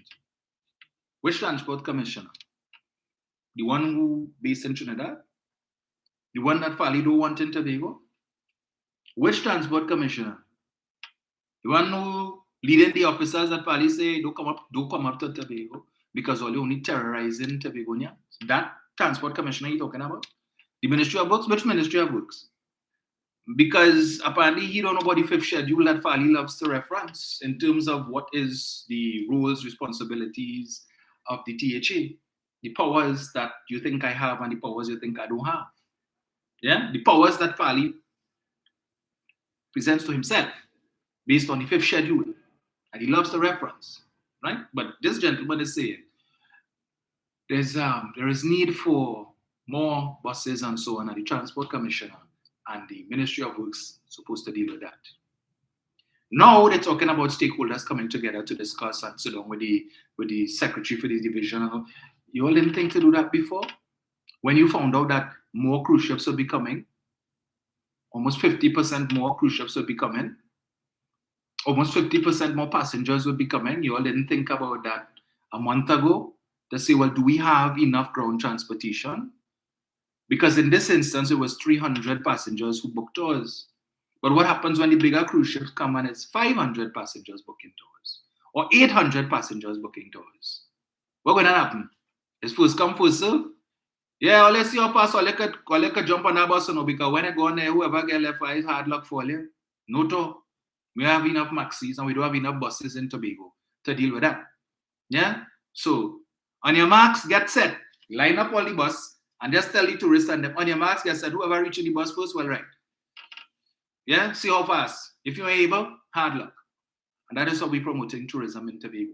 They just went to the UK and won an award from Wanderlust for the third most desirous destination in the world. Third most desirous destination. So in other words, Wanderlust is telling tourists around the world, Trinidad and, well, Tobago is the place to be. You want a vacation? Forget Bora Bora. Forget Fiji. You need to go to Tobago. But just know that when you go to Tobago, you're on your own with respect to ground transport. So, but we don't want no help from Trinidad. Remember that, right? So while Mr. Cavallo is saying, well, we have plenty Maxi and plenty taxis, plenty Maxis in Trinidad, who don't mind going up to Tobago the night before to provide the service. But we don't want nothing from Trinidad. We don't want no support from Trinidad. We don't want nothing from Trinidad. All we want from Trinidad is more autonomy to do our own thing. And what did they do? They offer, the best they could have done was to come with 350 gift bags to give out to the tourists, which they should have gotten anyway, separate and apart from, rather than it being, compensation for the inconvenience. These are things that you should have handed out to them as they were heading to the respective Maxis. Not something that you get them after. You say, well, sorry, you all couldn't go on the tour. We're sorry that this is the only time that you'll be visiting Tobago. And it wasn't a very good experience. Here, take this now. We're sorry, but you could always spend your money, go and take a loan and come back to Tobago only. Forget the cruise, just come back to Tobago. Wherever you're from, if you're from Germany, you're from Spain, you're from wherever. Yeah, because apparently it's just cheap to just hop on a plane and say, I'm coming to Tobago for 2 weeks, right? Or coming to Tobago for a week. Okay, it's that easy. And you think that by giving the people a gift back, well, they'll be more than happy and they'll forgive you readily. Thank you so much. When in other destinations, these are things that they will get as part of the package. Now, I verily believe that that was supposed to be part of what they were going to get. Because you can't tell me this situation developed on Saturday morning. You weren't able to get Maxis at a moment's notice or buses at a moment's notice to fix the situation. But you were able to put together 350 gift bags. Just so? Really?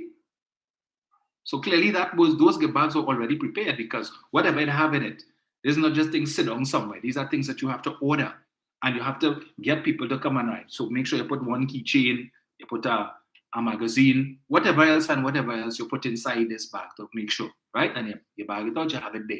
So these are things that were sitting down in the division, ready to be given up. And this is the consolation that you offer the people. So now they have to go through the headache to see how they're going to fight up with the tour company or the cruise ship company or whoever to get back the money. Because I paid for a tour that I didn't get. I want my money back. Who's going to do that? The Division of Tourism going to do that on behalf of these people, or they have to now go back home and sit down in front of their laptop and be calling people to find out, well, how I'm going about this and how I get it back? My money. But now, Mr. Gentleman is talking about, now the stakeholders will come together. After we've gone through this embarrassment, we will now sit down and come up with ideas to fix the problem. Yeah? As if snap your fingers and Maxis will appear. Because if you're telling me you have a shortage of Maxis in Tobago, the 7-day Adventist drivers are not willing to break Sabbath and will not work on a Saturday. And you have 70, so this is cruise ship number 1, you have 69 more to come for the rest of the cruise ship season. 69 more to come. Some of them bigger than others. And we'll be bringing more passengers. And people already book their tours. And you have no Maxis for Saturday. Or you have 3 buses from PTSC and 20 buses. I think the guy said they had 20 buses on Monday, was it? For the press conference. And I'm sure some of those 20 buses that were there for the press conference, the owners, the operators, were 7-day Adventists. So some of them were part of the crew that didn't work. How are you fixing that? You don't want nothing from Trinidad. You don't need no help. Mr. Cavallo has an excellent idea. Well, I would say if it is, since all you don't mind bringing contractors up to Tobago to take food out of the mouths of Tobagonian contractors, and you seem to have a preference for contractors from South, well, it shouldn't be a problem to allow maxi taxi drivers from Trinidad to come up and help all you out. Because clearly you all need the help. And I don't think that you have so many people in Tobago who have the money to just go and buy a maxi and get it registered and so on, and licensed in time for the next cruise ship that's coming in. You're expecting 116,000 passengers, and it could barely accommodate 300 tourists to go on tours. How that working? So what, you're going to have more gift bags on standby, so when it happens again, you say sorry? What is that doing to Tobago's tourism? You have an expansion of the airport taking place. And once that airport is completed and it's able to accommodate larger aircraft and more aircraft at any one given point in time, which means you will be expecting the number of foreigners coming to Tobago to increase. So you're going to have persons coming to the airport and persons coming to the seaport. And when on the same day you have 2 cruise ships and 3 cruise ships in port, as we've seen before, 2 cruise ships side by side in port, and you have people coming to the airport, how are you making out? But you want tourists to come to Tobago. How are you making out? TT rideshare? Uber? That's what we're doing? I mean, really? Let me fix this. we have the answer to all the problems. And Fali, and Tashia, and Trevor, only have the answers to all the issues. You know months ahead that you were going to have an increase in passengers and an increase in the number of ships, but you ain't put nothing in place to accommodate these persons for when they're going on their tours. Transformational leaders. And Wall Street, that is what they call transformational leadership.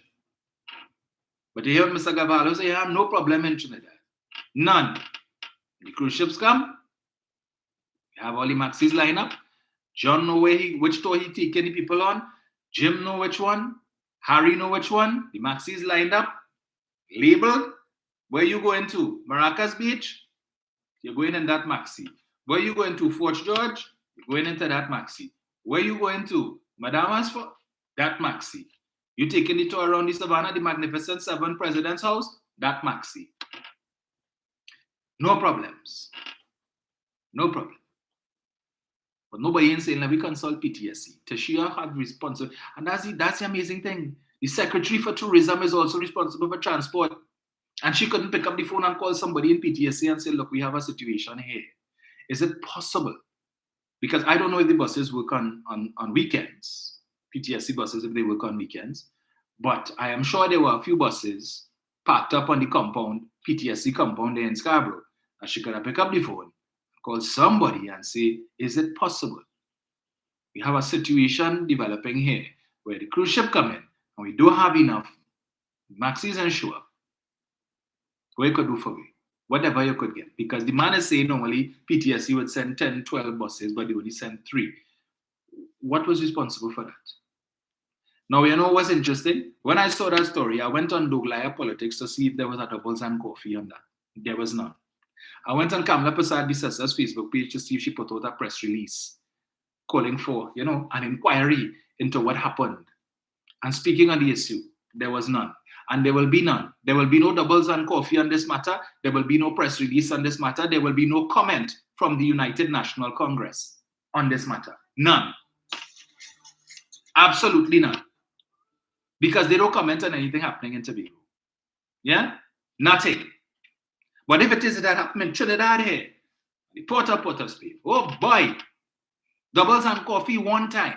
When I get a 10-minute doubles and coffee talking about the incompetence of the Ministry of Tourism and the incompetence of the Rowley administration, and we're trying to diversify the economy, and we're looking to tourism to diversify the economy, and look at the embarrassment that they cause, and Rowley must go, and Randall Mitchell must go. They would have talked about that on the Sunday morning press conference. Whoever is the shadow minister for tourism would have talked about that. Come in the Sunday morning, waste our time press conference to talk about that. Pull up newspaper article and say, look, you see, watch out. We tell all you. Look at what they're doing to the tourism sector.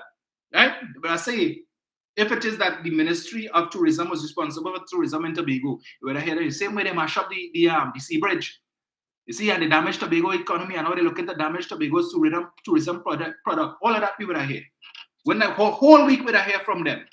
But I bet you're not going to get one word from the UNC on that matter. I am not surprised. But that is the government in waiting, and they're concerned about the well-being. They're concerned about the economy of Trinidad and Tobago. But Tobago's economy, they're only concerned when things happen that they could put blame on Keith Rowley and the government for. But when Fali and them, right, and when things happening over there, that is indigenous to Tobago, have nothing to do with what's happening in Trinidad. They have nothing to see. Let Tobago sort out their business. And? All right. 7701763. Get this here. Turn this off. Turn this on. So.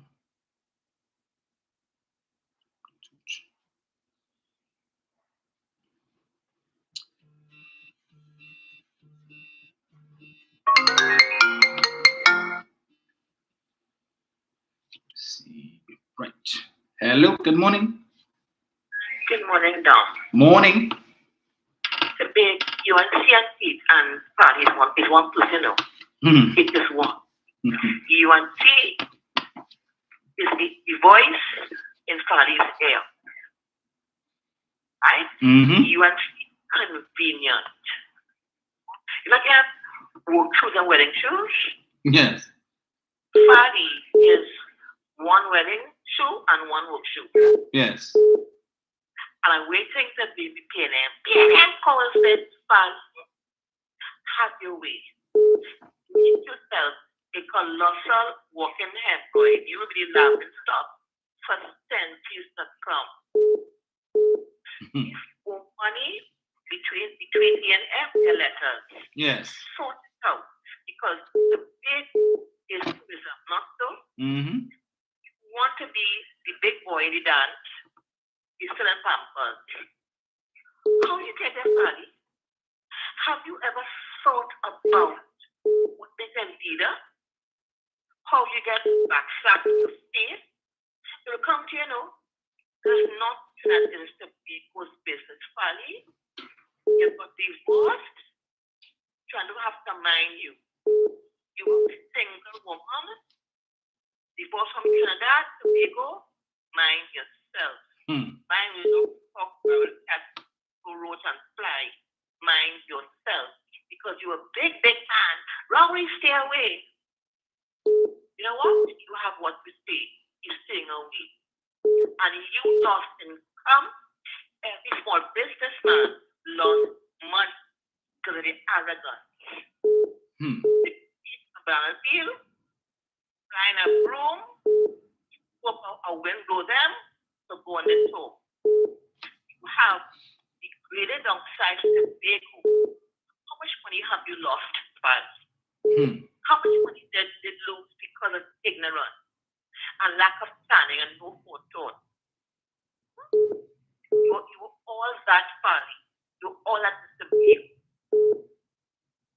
We're saying it would never happen, right? Parents don't know, but you know what? They went long enough to know if I'm doing this. Tell buses, more please. If I'm doing catering, I need to open on. I always buy more pork because pork is shrink. I use my item scoops to do cupcakes for miniature food cakes. You know why? I'm doing cupcakes or fruit cakes. It must be even. You know that some advantage. You work on a Saturday. You have to wrong them, not taking money from their pocket, but by doing that, right? By going wrong them, you increase Tobago's money. Yes. The shops, the vendors, the red mango vendors lost income. They plan around cruise ships, to get money. They are little boys playing games. And darling, I bless you. Thank you. I bless every member of the Bunkin family. I bless Stephen Lavington. And guess what? Rise up, young people. Really waterfall. Do not be called nobody. Anybody don't size you or degrade you. Gang life is a life. Do not let people label you. You are beautiful. You are blessed. You will be what God said you will be. Stop listening to people's voice in the air. Be the best. Have a good day, down. I love you much. Thank you.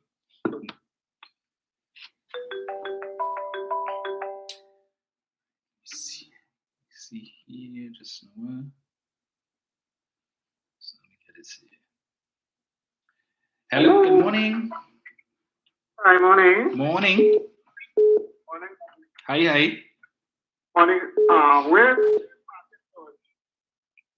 What do you have for that? Indeed.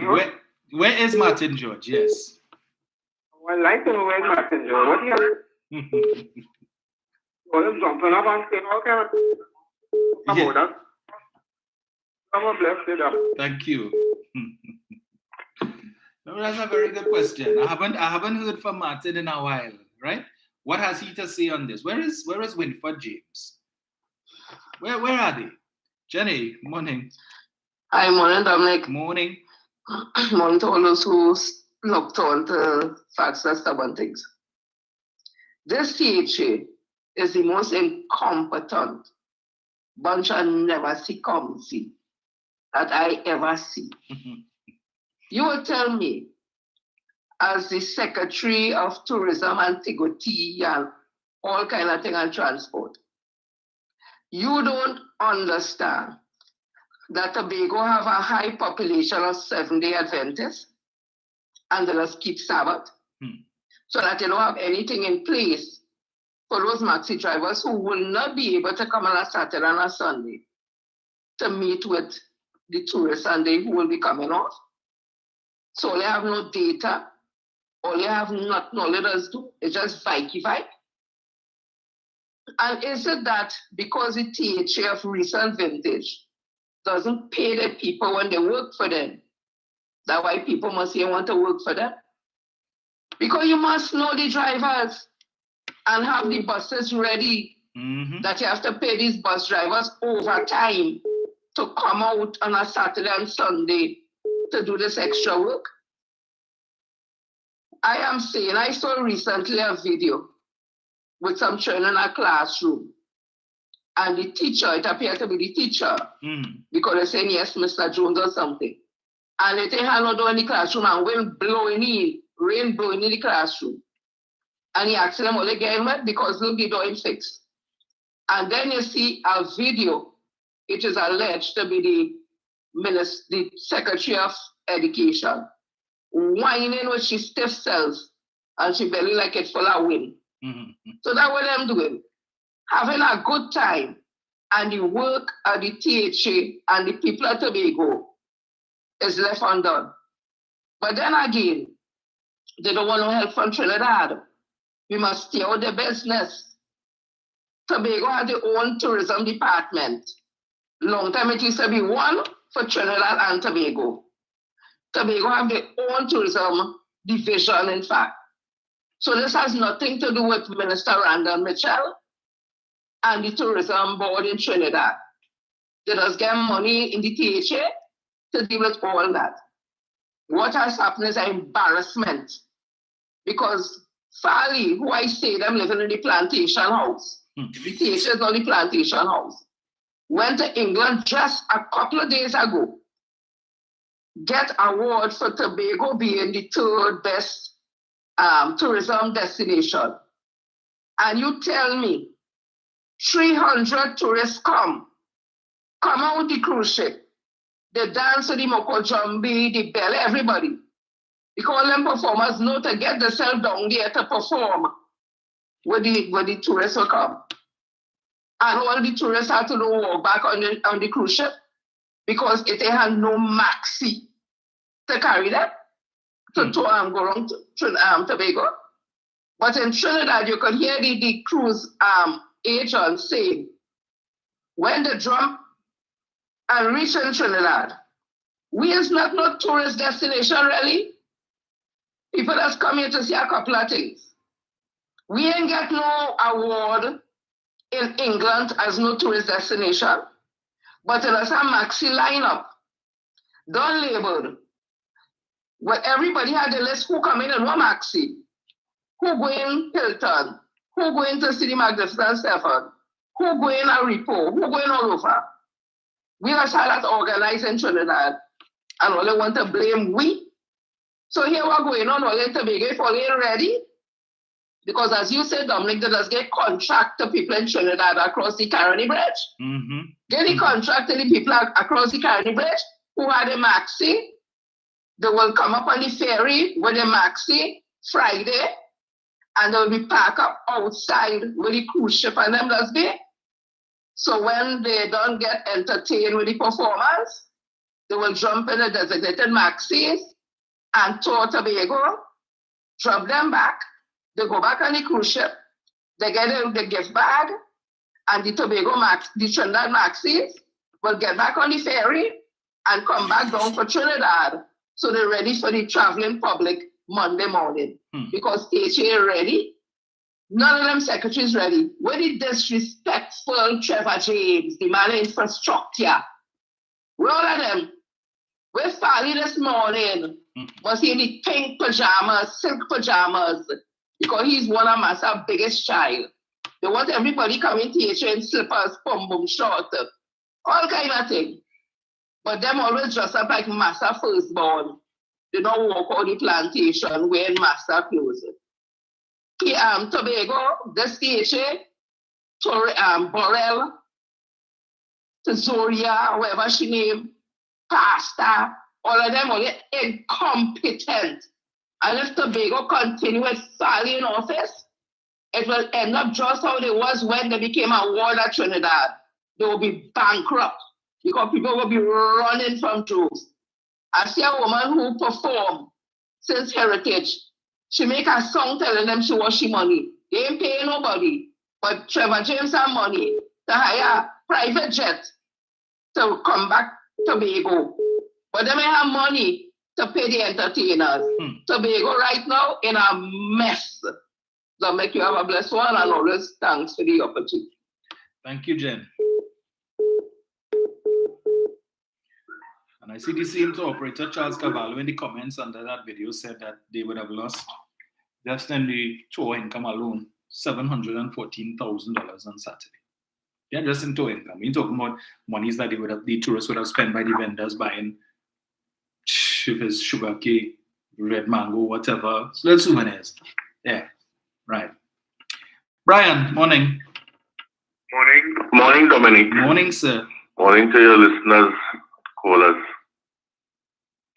Dominic, what a shame on Trinidad and Tobago. Hear my words, you know. Trinidad and Tobago. What a shame. And the fact that Miss Boris was down there was because she might have been, I don't even believe she was there at the beginning. But when they must be realized, no Maxi is showing up. They call the secretary and say, hey, come down here because we have a problem here. Yes. I'm certain she wasn't there originally. And then when she must have made some calls and then get no responses. You know why? It's not because it was his Sabbath, Dominic. We love money. And if you're not paying me, I'm not coming out my bed because I'm talking to you about my money and you dissing me. But you in England, according to Jenny, in the Queen and the King's best wire, having a good time with Miss Boris. Yes? Yes. And I hear scrunching. Can you put gas in my Maxi? But you want me to turn up by the port like everything is honky-dory. To pick up the same white folks and them that you want to go and show up to. And carry them all where they had to go. And at the end of the day, when I put out my hand to collect my money, it's only one passing through. Huh? That's a shame. And if there's only 300, Dominic, I remember when I was on my cruise. We stopped off in Puerto Rico. Dominic, on my cruise ship, we had 3,000. But next to our vessel was a carnival with 10,000 people. And you see them like ants disembarking. But everything lined up for them, Dominic. Right. All who in place supposed to be in place, Dominic. You understand? Yes. So if you can't take care of 300, you talking about the minister works and to have discussions with he? When he wanted to go on a tour with the Honorable Prime Minister to look at the way you call it, the gravel pits and so on. Yes. And they tell him, no transportation for you, or don't go down there. Let's go back to Trinidad. But you want he now to come and only want to talk about what? Dominic, is a shame and a crying, man. I've never felt so bad for this country. Because it's with the not only, and then you have 69 more? Yes. With over 116,000 people still to come? Well, Farley could be in the country at that time. Or he could be on another jaunt trying to say that there is the third best in the world. he and Miss Boris as usual. Because them only liming hand in hand. Yes. You understand? So all this time, you know this the first ship coming and brand new vessel coming. Never came here before perhaps. And all you didn't have things in place, and now you're talking about Sunday Adventists and using the Lord as an excuse. But all you're not paying anybody, everybody complaining. CPEP workers complain, all the workers say, but where we money, what going on? But hundreds and thousands of dollars complain. We to go all over the world and wine and dine and have a good time. And them eating good steak. But I had to go and look for 2 chicken foot and a neck. Because me had no money in my pocket. I had my children to feed. I had to put gas in my Maxi. I'm talking about the we didn't have no gas, all the gas places shut down, and all sorts of lame excuses. Huh? But you won't hear a word as one of your callers indicated from the gracious attorney who would have been on TV6 this morning talking about the disgrace and so on. It is a travesty that we are being treated this way in Tobago. This government doesn't care about us. But no, it's nothing about Sally. They're resting easy. Understand? And this will continue, Dominic, because I don't see it getting any better. Because there will be more Saturdays and more Sabbaths and more Sundays and so on. Yes. It ain't going to change. What's going to make it any different? And they hope it will all go away. I listened to the news this morning. Not a word. Not a word, Dominic.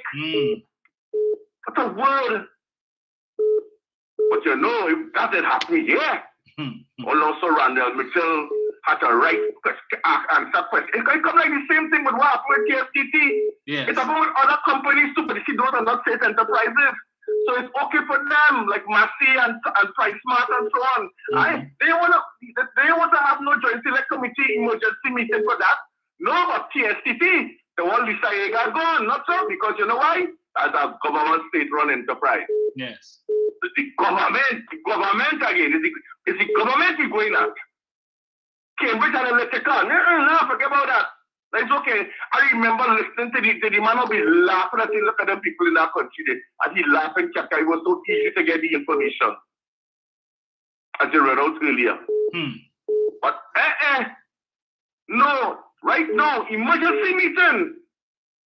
They find the man who has questions to answer before the court. He is so concerned about people's private affairs and private business that he needs to have a meeting immediately.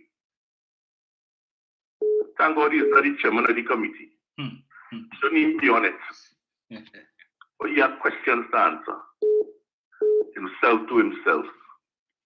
But this is what's going on. That's what's passing. And these media people running them down to get the information. How come they're running down the attorney from Tobago to get information from him?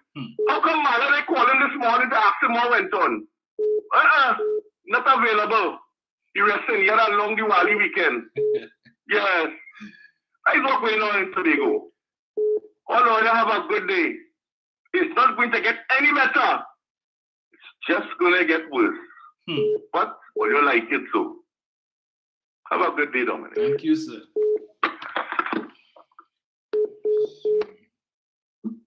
Hello, good morning.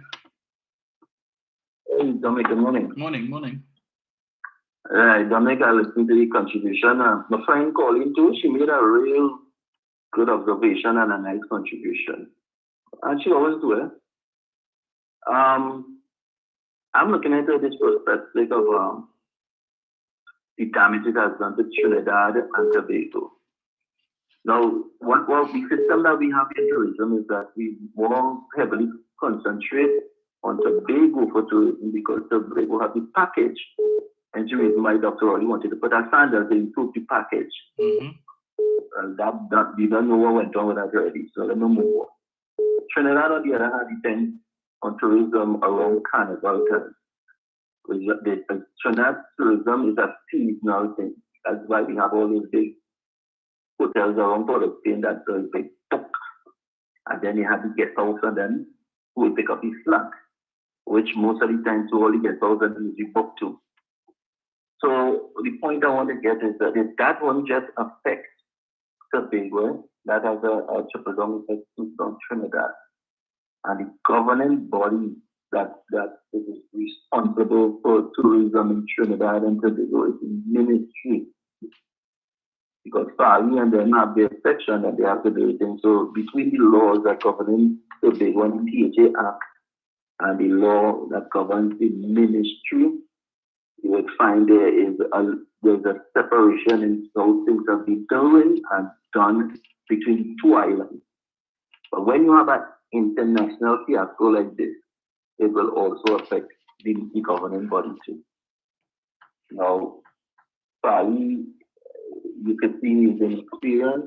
He does not want to learn, and you can't have a person like Fali like that running the THA and causing confusion, doing things right and right, and then say, no, I can understand the taxi driver.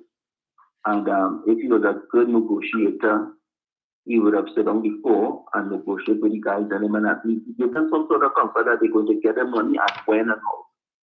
But what we see in the public eye is that the assemblyman in Tobago is very arrogant. Number one thing arrogant is James. I surprised in send somebody, you want his brother, who I want to call the program here and try to denounce what you're saying and tell you that you're not a journalist and all kind of thing because he did that to Darren Master.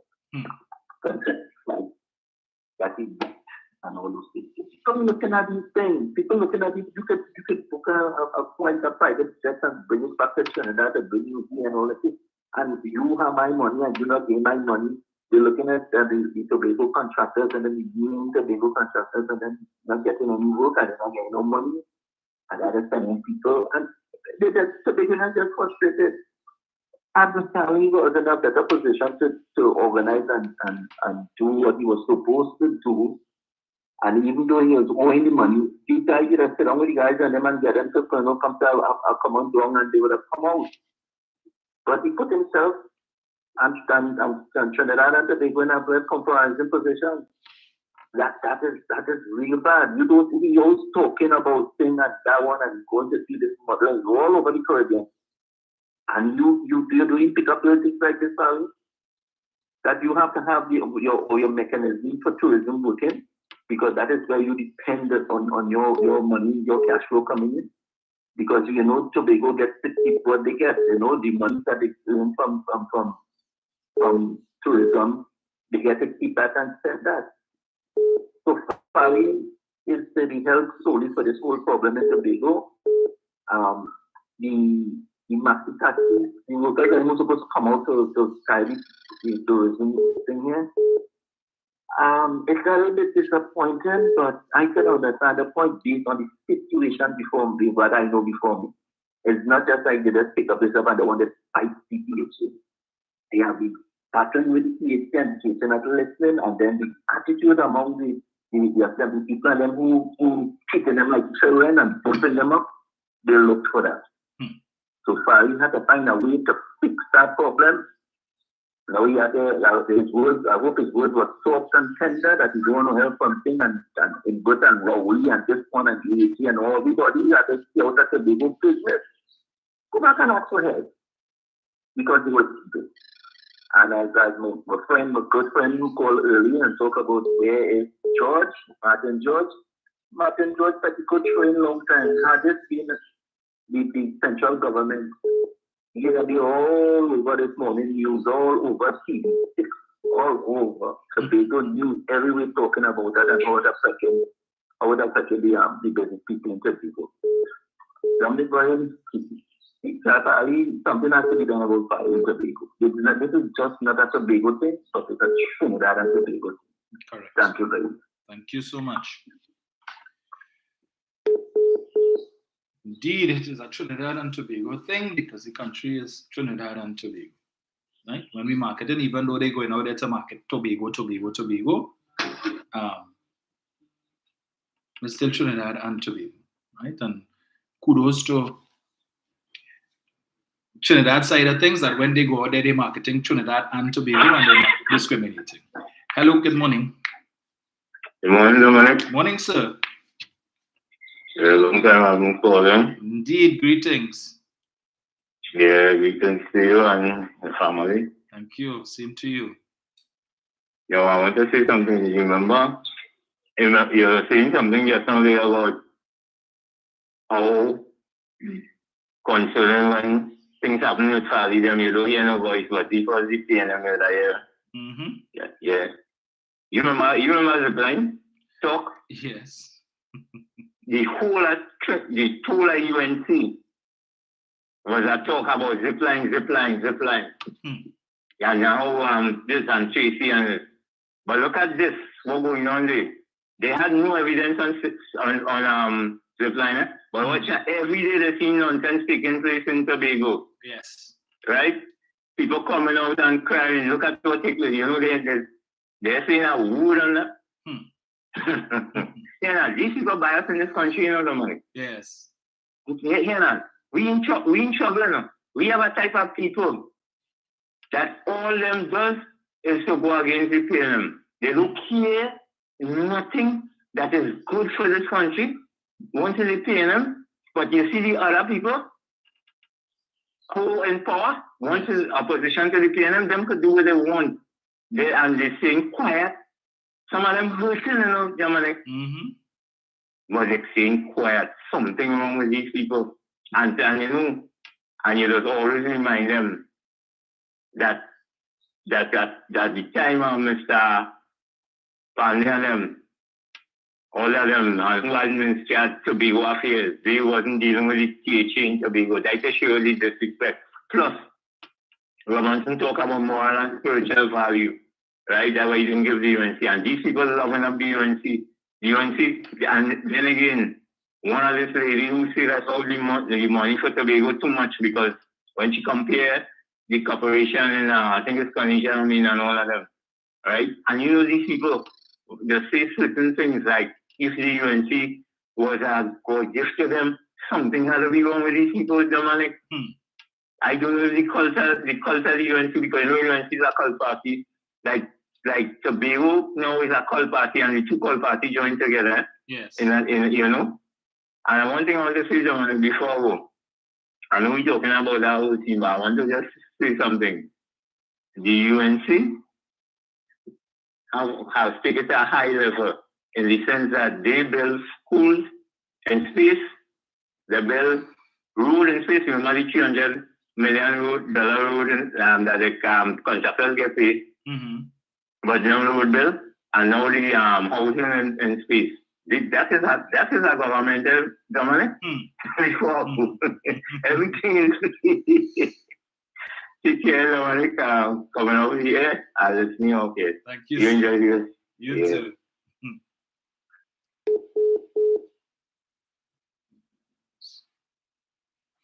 Yeah, Facebook was down just now, but yeah, could probably take a couple more. What is happening with news source Rhoda Barrett? I saw that she had a live last night, but now I'm seeing her profile is completely off of social media. I'm not finding the news source profile at all, and I'm seeing persons wishing her all the best on all of these different things. But last night's live, I know she was dealing with the issues of the issuance of firearms licenses between 2018 to 2021. 2022 thereabout, and yeah, but I know whenever she does a live, usually it's accompanied by it is to be followed by some letter from Gary Griffith. So I don't know if deleting all of these her profile would be to remove these things, but she didn't call any names last night, but she was very extensive in terms of what she covered. So I don't know what's happening there. It would be unfortunate if she's gotten rid of her social media profiles on account of certain people. Hello, good morning. Hello? Yes, sir. Good morning. Good morning, sir. Good morning to all the listeners and the viewers of the the number one morning program on social media. Right. First of all, I want to wish New Source all the best in her future endeavors, because I know she would have done a remarkable job over the period of time she was on social media, and people used to really follow her. And even down to this page as well, right? And I know at the end of the day that it have the narcissistic ones or they would just try to create a situation to cause a public stir. Right? So last time although I missed it, I would have started on YouTube. So it was very intriguing, because she would have pinpoint certain situations and information that would have happened in that last 3 years on the tenure of that man called, because I want to send no that across there. Yeah, because he likes to issue that because, and Dominic, it dawned on me, right, that this individual,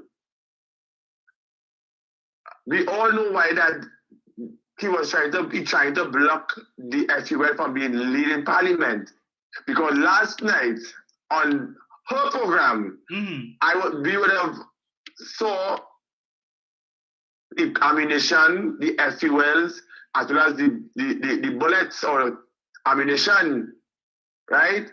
In 2020, the year 2020, in the midst and the height of COVID in the entire world, you brought in 57 million ammunition. 57 million. 57 million is the population of Spain. You bring that in a country of 1.4 million, 45 times the amount of people living in Trinidad and Tobago. 65,000 alarms, right, in 2020. And then it dropped to 43 in 2021. So what does that alone tell you? And then we wonder why it have all these guns and all this ammunition on the street, and a lot of people getting murdered, right? As we speak right now, the murder rate is over 500, and these people are taking joy because they say the PLM government ain't doing nothing but crime. But it's these people in the UNC, as well as this former commissioner, right, that all are fueling the criminal behavior in this country, right? Hence the reason why you have Gianti, you have Gianti, you have Ram Logan, and you have these people petitioning for the criminals in this country, that why the country in this mess, because the UNC opposition, led by a failed leader, refused to support anything or any legislation in this government, in the parliament, to deal with the criminal behavior in this country. You know why? They are part and parcel of the situation. You understand? All this stuff murders taking place. It's not happening just so, Dominic. It's an organized crime plan that these people have in this country. It's organized to make the government look as if they're incapable of dealing with crime. Look at Jamaica. Jamaica have over 1,000, over 1,200 murders as we speak right now. You hear them talking, you hear them promoting that right now in the country, knowing that there's a tourist destination. But no, it's only in Trinidad. The Rowley and the government wicked. They don't care about poor people and crime and murder and murder and murder. Go and ask Gary Griffith, according to him. Ask Gary Griffith, where all them guns, who is the buyer that have all them guns right now is alleged in the country? And to make the money, what you have to do to get it back? 57 million ammunition. 57 million ammunition in Trinidad and Tobago. And then you want to come and talk about Kid Rowdy this and Kid Rowdy that. You was the former commissioner of police. So you should have known what is what, but no, you bypass all the protocols in importing all these firearms and ammunition. You do your own thing, right? Why must you pay, is alleged pay officers the back pay? Why didn't you get the money? Why didn't you get it until 2023? No, 2022, sorry. From 4 years later to get the money. Where did you do all that money? You understand? But that was saying, no, that's why he tried to muzzle news source because he realized that news source were bringing information to the public. And they had that issue with that. That's why they tried to block all them things. But how long you can block for, Dominic? How long you can block for? Yes. How long could you block for? You understand? All these crimes that are taking place, these murders up and down Trinidad and Tobago, is these same guns that was imported in Trinidad and Tobago under that tenure of the former commissioner. And then you want to play or feel that you was the best thing since sliced bread. It's a total failure and a disgrace. You did narcissistic behavior. Look, how much commissioners passed in Tobago? The one before him was I forget his name. The one before this one here, read him. Before it's Gibbs. No, the one before who? Gary. Who's Stephen Williams? No, that Williams. Yes. He said yes. And then now you're talking, the former commissioner before me and this, and they come back, Christopher, this and that and the other. Right now, Gary is playing into the UNC hand, hoping that the UNC win in the 2020 election to get back that position, to redo what he done. But let's wait and see what will happen. Yeah, so I hope Trinidad the group people understand what really good in this country because these people is not what country. You understand? Gary Griffith and the NTA, the UNC and Kamla and the UNC, all these entities is not about country. It's about their blinking self and their blasted friends and financiers. You understand? Let's wait and see what happens. But Robert, all the best to you. I know you will be watching through the window and see what's going on with respect to all what's going on with this firearm users license back and that. Dominic, good program of listening. Thank you, sir. All right, so I'll just take one more.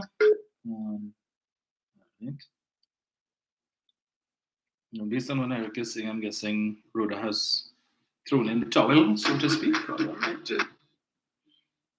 One less voice for the PNM, unfortunately. What I got from she was saying last night in between sleep and things, because I was just tired yesterday, but I tried my best to listen to everything she was saying.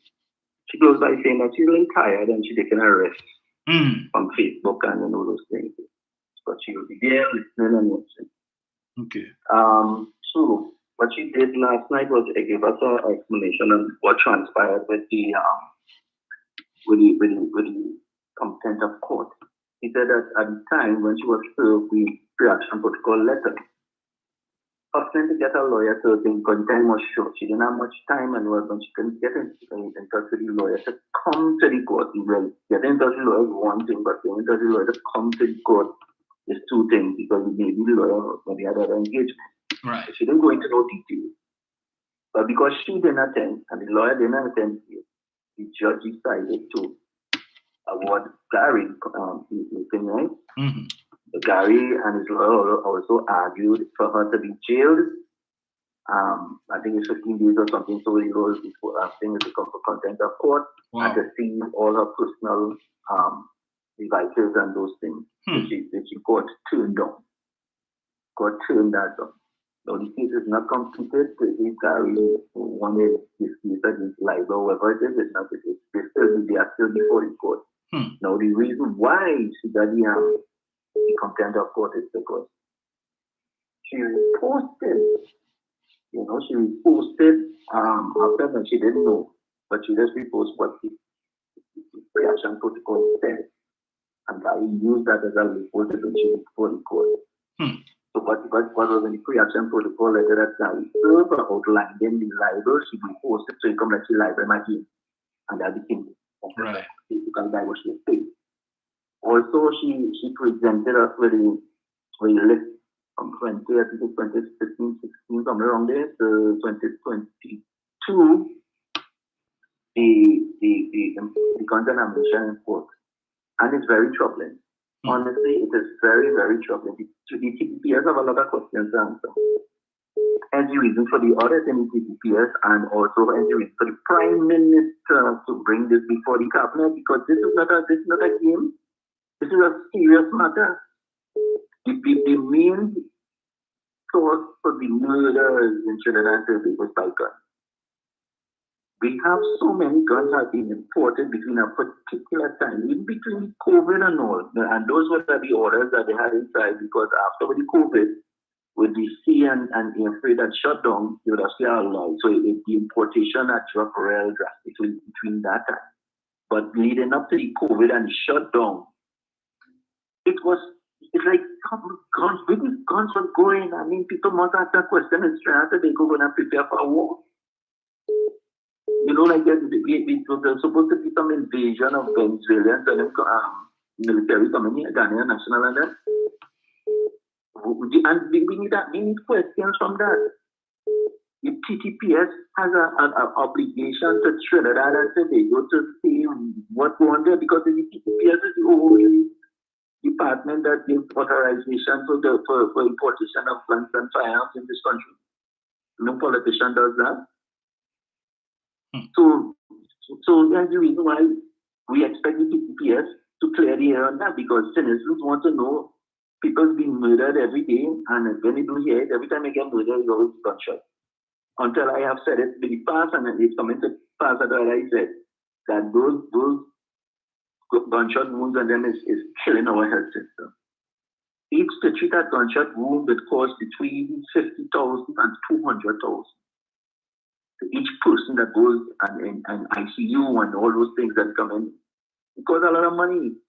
So it's overheating the health system. So when you go to the health center and you can't get this and you can't get that, you can't see a doctor, you can't see they're in surgery, they're in the pain room. What are we going to do? Just hire more doctors and pump more money to the Ministry of Health. You got to fix where the source of the problem comes from. The source of the problem is that there is too much guns and ammunition in the country, and on top of it, we have a problem where we've seen a lot of guns and ammunition that come here and they can't be accounted for. One man tells us, well, he lost the documents because somebody break open my man keep it. Somebody break open my he and keep some documents, and he can provide the documents that customs have copies of. And he's supposed to have his copy, and the TTPS had the copies. When the TTPS and I'm going through the system, dealing with customs to find out the importation, the airway bill, or is it the airway or the sea freight, and all those things. They're looking at that and they compare anything, and they go by it now to get your to go by the dealer now to get to do an audit to find out how much he have remained, who he sell it to, and all those things. A whole heap of guns and ammunition because he lost the copy because of some burglary. Something had to be wrong, Dr. Something had to be wrong. And people had to answer questions. Irla has to do something about it. Irla must do something about it. And people must be held accountable for that. That is all I have to say. Thank you. Because we must be careful. Because he will gladly go and get an injunction to stop your programming. Thank you. Thank you. Last one. Ryan. Hello? Dominic, very quickly. Yes, sir. You know about this guy who was held for murder? Fella named Moore or Monroe, and he was held, I think, at the Belmont police station. I think that was for the 4 murders, the 4 guys who were killed. I'm not sure if that is the case. So he was held for murder at the Belmont police station. And some attorneys came and served some pre-action protocol letters. And he was let out on Sunday night, I believe it was Sunday morning or something like that. And as soon as he was let out of the police station, a person came fired some shots at him. He got hit and he ended up in the hospital. Well, he did. Wow. So you see, Dominic, when you reach to that level and you get bail for homicide again, you're going to end up, as you rightly see, with daisies growing over you. No chance for you to be no witness or no nothing. You get bail because them attorneys don't have that constitutional right to give you bail. Yes. According to the jurisprudence in quite often away England. Right? And this is for all your listeners and callers to understand what's going on whenever you hear Gianti talking. She's not talking on her own behalf. She's talking on behalf of Freedom Chambers and the UNC. So Trinidad and Tobago, that is where we are today. So when you're telling yourself, well, look on, they deserve rights to get bail. What about the children and the wife and so there could be earners of good money for the children and see the children grow up. I will place all of these things on the chest and pin it, that big safety pin, on the UNC and their representatives. Another one, Dominic, will grow daisies. Have a good day. Thank you, sir. Folks, thank you all so much for joining me. Joyce Joseph Lofton in Montreal. Jenny says, why nobody not blaming Jaul? Is that the fight for murderers to get bail? Yeah, but what is interesting though is that as soon as the individual left the police station, he was shot. So how is it that the persons who shot him were aware at the time that he was coming out? They were aware that efforts were being made for this individual to get bail or to be, to be released. Cause for concern, but it's unfortunate. But if you live by the gun, you die by the gun. Thank you, guys. We will chat again on Thursday morning, God's willing. Anon says that is why they given bail to silence their hitmen. Indeed, the US have an eye on him too. So says Baba Osi. Anon says that's why they pick up BT in Barbados and the LTT says kidnapping. They want to get in power by the guns. Yes, folks, so we will chat again. Let me go and do the people's work. Always a pleasure to chat with you all, and we will see. Never a dull moment in Sweet TNT, so I'm sure we will have things to chat about on Thursday, but I don't expect to see any commentary from the folks on the other side of the political fence with respect to what's happening in Tobago. Hopefully Tobago can sort out his sort outs, and maybe have Farley could humble himself and reach out to Trinidad for some level of support as is being suggested by the Maxi Taxi Association or whatever it is, the Transport Federation in Tobago. They are saying we need help. They are saying we don't have the capacity. We have all of these people coming. We don't have sufficient drivers. We don't have sufficient Maxis to meet the demand. We need help. Do something. Right? So Farley, humble yourself a little bit now. You see, that's why you mustn't put your foot in your mouth. Because then you had to come back now and do what it needs to be done. Well, let's see if Tashia will have a chat with him or how they will solve the problem, but this cannot continue. Yeah, we can't have a repeat of this because, Pajan Martin George, the Jockey Shorts Award man, as he too, not mine, the Jockey Shorts Award man. Let's see if we hear from you today and what you have to say on this development. Yeah, where went for James? Where the rest of them? All of them who had plenty to say before. Yeah? Tricky Tracy and so on. This never happened under Tricky Tracy. But we're all here. We're all here. Nothing to say now? All right. Well, you're eating our food. Okay, well, when you don't eat and your mouth empty, maybe you all can find the time to say something. Judy Bowen, Andre Ennis, thank you all so much. Anne-Marie Montique. JG Wall, thank you so much. Roxanne, enjoy your day. Rotrude, same to you. Marina Jennings, all of you all have a good day.